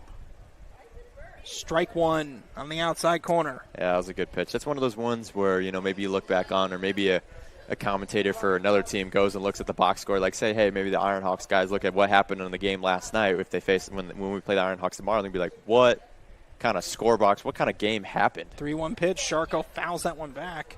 And wait a minute. Runners are advancing. Are they going to call catcher's interference? I guess they will. Yeah, I was going to say that one looked pretty clearly fouled off, but apparently not. Yeah. No, I guess they're saying there was no foul tip at all. That's what I'm hearing. Well, I think they would call, I think that might be catcher's interference, what they called there. Yeah. Run scores, it's 9-7. I was going to say. Oh, my goodness. Strike 2 swinging. Well, it's strike 2 swinging, and it was a wild pitch is what it was. That's what it was. Okay. Okay, that makes sense. Strike 2 swinging, it was a wild pitch. Overthought it a little bit. Yeah. I thought he foul tipped it, and that's where things got confused. So it was strike 2, and then that's what it was. All right. 9-7. So another Beavers mistake that leads to a run. Infield in, the 3-2. High for ball 4, he walked him. Yep.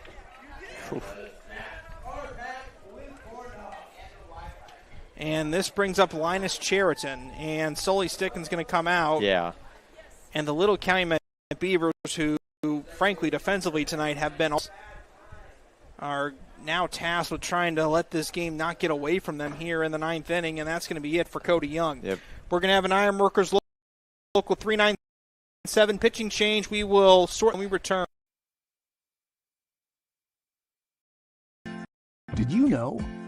They decorate over 210,000 cakes a year. Did you know? Their butcher will cut your meat your way. Did you know? They have trained floral designers in store. Did you know? They will make your wedding cake? Did you know? They have a variety of deli bakeable entrees. Did you know? Their online app has coupons and so much more. Who does that? Strachan Van Til. Now you know. Headquartered in Maryville, Indiana, Centier Bank continues to play a pivotal role in every community we serve. Beginning with a single location in 1895 to serving 13 counties across Indiana, Centier Bank has championed a workplace of community building, philanthropy, and financial education to enrich the lives of individuals and businesses in the communities we serve. Our promise for a better tomorrow for generations to come is what sets Centier apart. Centier Bank, Indiana's largest private family-owned bank. If your business wants to reach real customers in real communities, the Heartland Sports Network is where you need to be. With thousands tuning in every week across Indiana and beyond, your message plays alongside the games people care about most. Connect with families, alumni, parents of local leaders, digital ads, in-game features, branding opportunities. We'll build a package that fits your goals. Advertise with the Heartland Sports Network. Visit heartlandsportsnet.com or contact us today. Bottom of the 8th inning here at Legacy Fields, and Bryce Schuster is the new Little Calumet Beavers pitcher. Ladies and gentlemen, UChicago Medicine continues to lead the way in groundbreaking research and advanced care. From scientific discoveries to expert clinical treatments, they're shaping the future of medicine every day. Also about UChicago Medicine, fans, did you know that UChicago Medicine Crown Point is now open, bringing world-class care to Northwest Indiana with advanced adult and pediatric services? Their state-of-the-art facility is conveniently located at I-65 and 109th Avenue. Another one of those Lake County Corndog sponsors that you just cannot miss. Yeah. And also Strachan Van Til is kind of hard to miss, too. Yeah, if you're with in the big town. red logo, Yeah. and, I feel like Strachan Van Til's, I feel like supermarkets in general are buildings that just they're unmissable. Yeah, they're huge. They got all those stand cart out. racks. Yeah, that's true. I do go to Strax every once in a while. Now I do see, you might see on the stream there is some flashes going off in the distance, but I assure you that is not rain or lightning. Could still be fireworks, Could be, yeah. Still some leftovers from the 4th. I assure you that we are not in the line of fire of any potential storms. Yeah. Well, we'd also now. have that alarm going off. They usually signals when there's lightning within 30 minutes or 30-mile radius. Well, if that were to happen at this point, that probably would just send in the game Yeah. because we're well past the 5th inning, which would call the game official. There was a time earlier today when I woke up this morning where I thought maybe we're going to have to race the rain here. We've been dry, and that pitch is high over the head of the catcher, and a run's going to score. It's 10-7. And you know how the Corndogs scored that run? Another mistake made by the Beavers. I mean, it's just kind of, it's our point. 6 errors, another wild pitch. Yeah. I'm trying to see how many that's been. I mean, that's at least 4 in the game. Yeah. I mean, that's just. It's even hard to keep score of this one on my scorecard just because of how many weird, wild things have happened. So Sheridan playing with the infield in here and 2 on with 1 out. The pitch, swing and a miss, 1-1. And now Ethan Godlewski, I think, has to feel pretty good. Yeah, now knowing, with a 3-run lead. He's going to head into the 9th inning with at least a 3-run lead. Yeah. But again, remember the Corndogs headed into the last inning with a 3-run lead on Monday, and we know how that turned out. Yeah. 1 ball, 1 strike. Schuster looks in. Base hit into left field.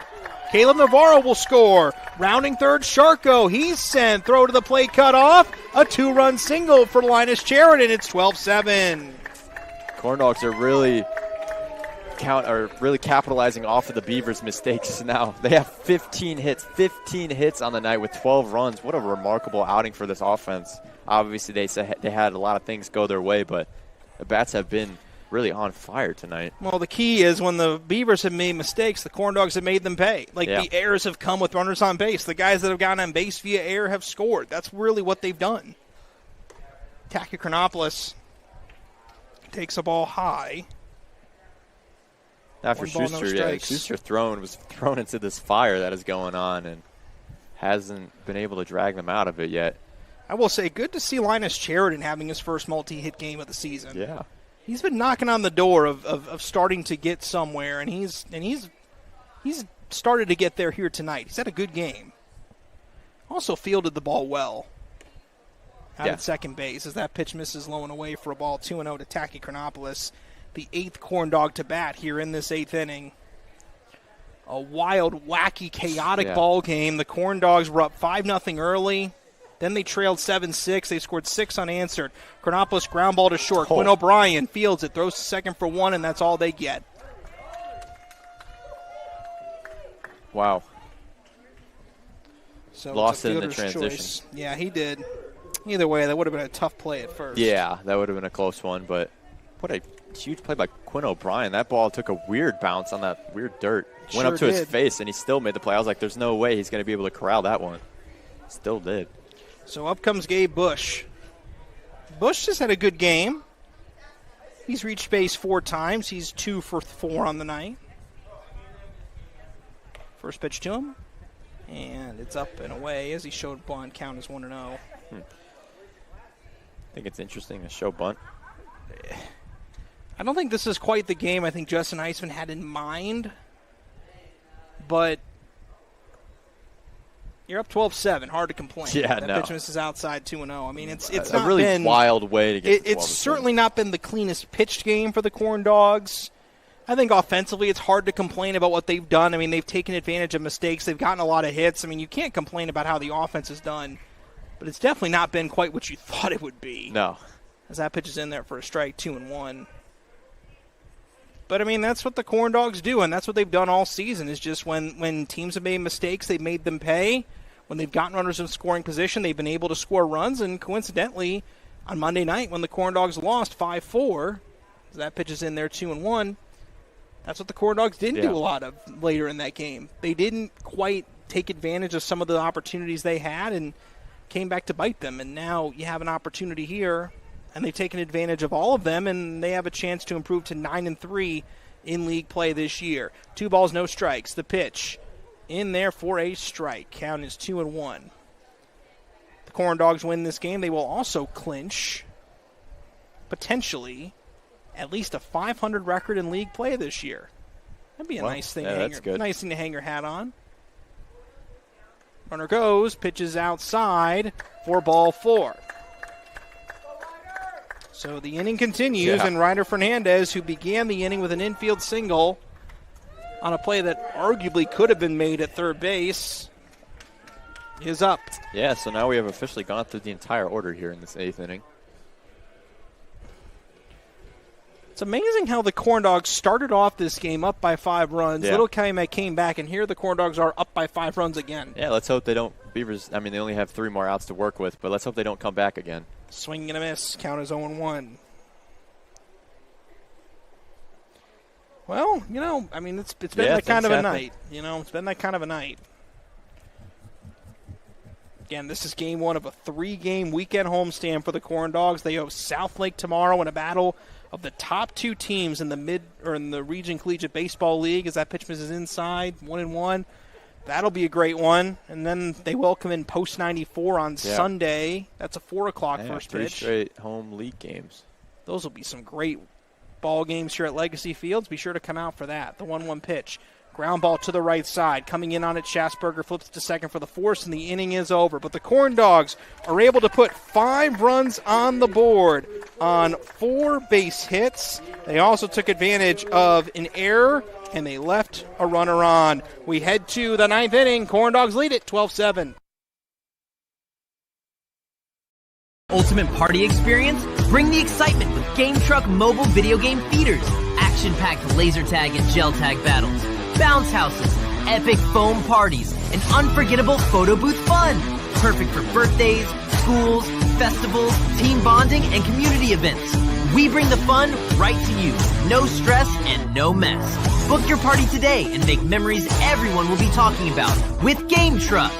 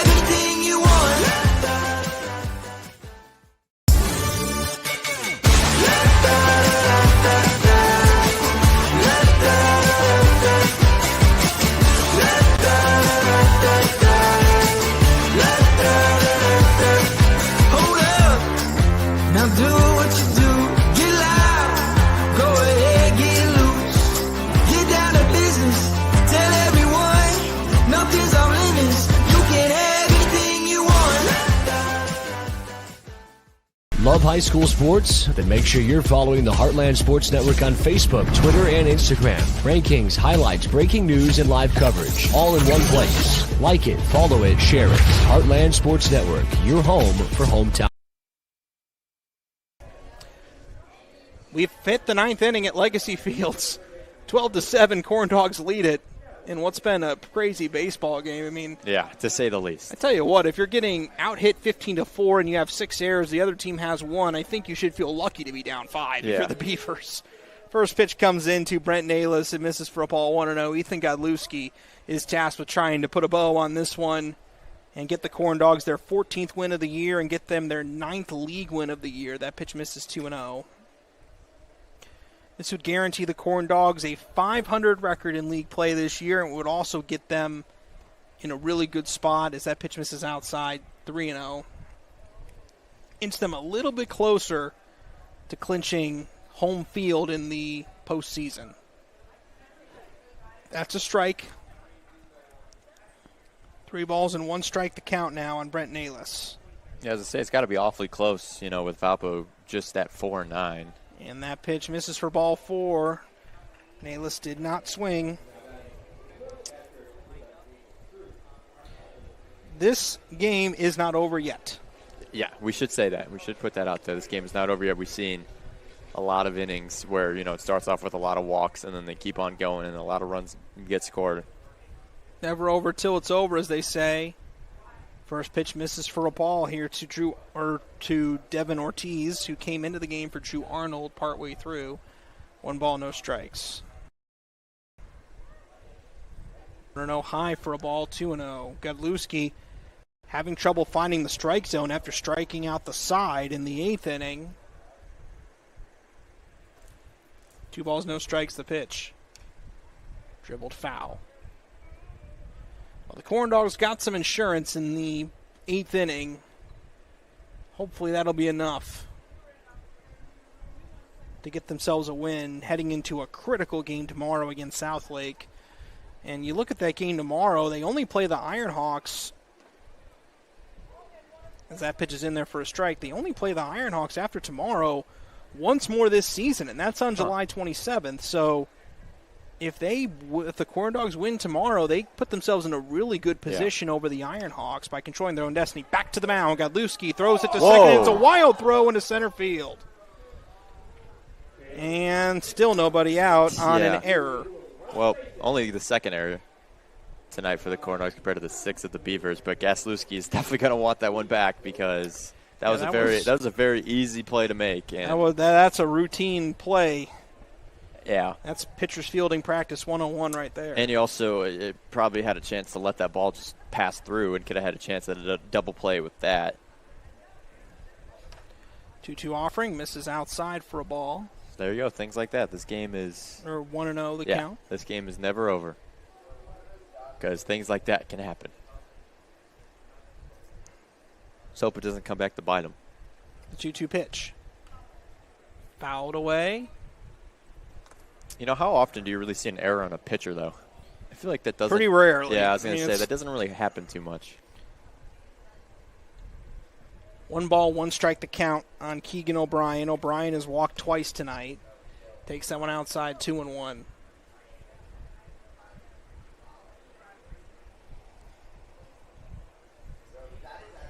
Two balls, 1 strike, the pitch.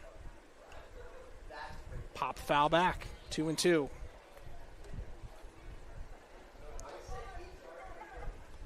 Two balls, 2 strikes. Noah Chase on deck. Godlewski looks in and fires. The 2-2 pitch misses ball 3. Do not want to walk the bases loaded here. Yeah.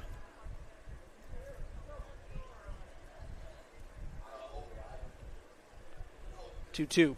Swing and a miss. Strike There 3. you go. That is Keegan O'Brien is the first out of the inning.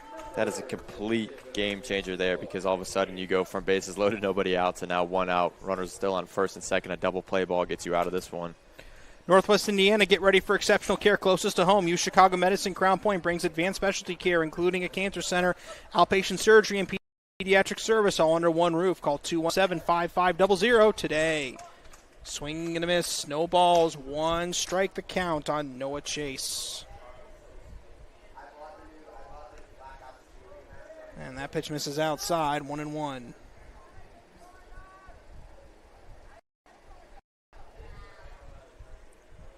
One ball, 1 strike. Runner goes from second to third, swing and a foul ball. So Silas will have to go back to second, or he should. Yeah, I don't know if anyone's going to tell him that. It's a foul ball. He should have to go back. I guess not. Okay. 0-2. Fouled away. You know, in this kind of game, I don't know if rules matter. They should. They should, but hey. Either way, still. It should. Hopefully, for the Corndogs, it shouldn't matter. 1 ball, 2 strikes with 1 away. The pitch. Swinging a high fly ball, short right field, coming in Navarro. Navarro's got it. Tagging from third, Nayless, and he holds after trying to tag. There's 2 away, and the last chance is Preston Jessen.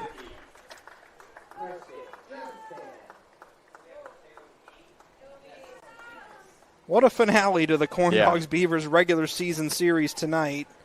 Of course, if the playoffs were to start today, then these two teams would meet in the postseason. That would be a fun game. Very much might not be the last time we see these Beavers again, as that pitch misses outside 1-0 with the postseason looming, but still, what a season series it's been between these two. Yeah. 1-0 pitch. Swing and a pop fly, foul off to the right. 1 ball, 1 strike. And Ethan Godlewski looking to get his first win of the season. That'd be big for him. Swing and a miss, 1-2. Beavers down to their last strike. The 1-2. In the dirt. Hey, Deuce is wild for what it's worth. With 2 on. With 2 on. The ultimate deuce is wild. Yeah. Godlewski needs one more strike to finish it off. The pitch. Foul back, still 2-2. Stays alive. The last out is the toughest to get, as they say. What a night for the Lake County Corndogs. A 2-2. High ball 3-2.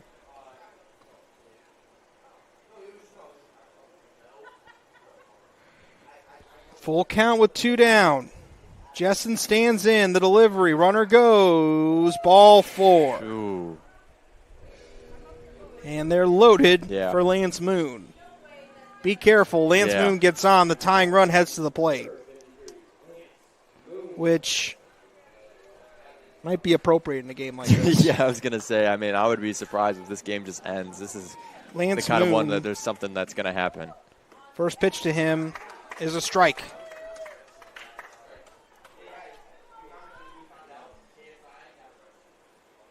No balls, 1 strike with 2 down. Godlewski delivers. Pitch misses, low and away. 1-1.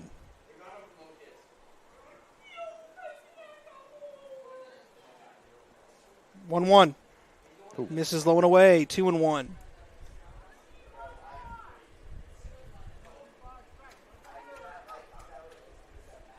Godlewski's falling behind Lance Moon here, and he falls behind even further. 3-1. Last out's the toughest to get, but yeah, not this tough, especially with the way Godlewski was pitching. 3-1. Strike 2. So once again, the Beavers are down to their final strike. Godlewski quickly working the pitch. Swing and a miss. Strike 3. Ball game over. And the Lake County Corndogs are able to find a way to win it. 12-7 over the Little Calumet Beavers. The Corndogs now hold a 1-game lead in the Region Collegiate Baseball League standings, and they also have won the season series against the Little Calumet Beavers 4-2. 9-3 the Corndogs record in league play. The Beavers fall to 3-10. Corndogs now 14-9 overall. They've won 4 of their last 5. And the Beavers fall to 5-10-1 overall. Well, our Hard Rock final score for the night, the Little Calumet Beavers fall 12-7 to the Lake County Corndogs. Big win here for the Corndogs this evening. We do also have to give out our Ironworkers Local 395 Ironman Player of the Game. And I'm going to give this one to Drew Satunis. Drew Satunis tonight went 2 for 5, I should say. 2 runs scored, 2 RBIs, and most importantly, had the game-winning bunt single in the bottom of the 8th inning to give the Corndogs an 8-7 lead, leading them to a 12-7 win. Dallin, final thoughts on what you saw this evening? I mean, what can I say about this game? A lot of wild things have happened. I saw a pretty close competitive game, for the first couple of innings. The Little Calumet Beavers definitely could have, been in this one throughout, but just a lot of defensive errors and a lot of things to not hold their head on going into this game, especially just after the walk-off that they had the last game against the Lake County Corndogs. A good way to bounce back, though, for the Corndogs. Offense was on fire tonight. The pitching was a little up and down, but it's baseball. It happens. So, overall, a pretty good night, a really fun one. Big one tomorrow, though, against the Ironhawks, that's for sure. A huge one tomorrow against the Ironhawks. The Corndogs currently hold a 1-game lead in the league over the Ironhawks, and these 2 teams only meet one more time this season. And the Corndogs, if they can get a win tomorrow over Southlake, it doesn't clinch anything, but it puts them in a really good spot with a 2-game lead and with only 5 league games left to play after that night. It's not impossible. It's not super likely, but it's not impossible the Corndogs couldn't clinch the regular season league title by midweek next week. Yeah. But we have a long way to go before we can officially start thinking about that. Corndogs win it 12-7 over the Little Calumet Beavers. Thank you to everybody for tuning in tonight. Thank you to our friends at the Heartland Sports Network and the Region Sports Network for helping us get out onto the interwebs this evening. The Corndogs win it 12-7, take the season series over the Little Calumet Beavers 4-2. For my partner, Alan Steiner, I'm Josh Lepowski saying so long for now. Good night. Corndogs win it 12-7.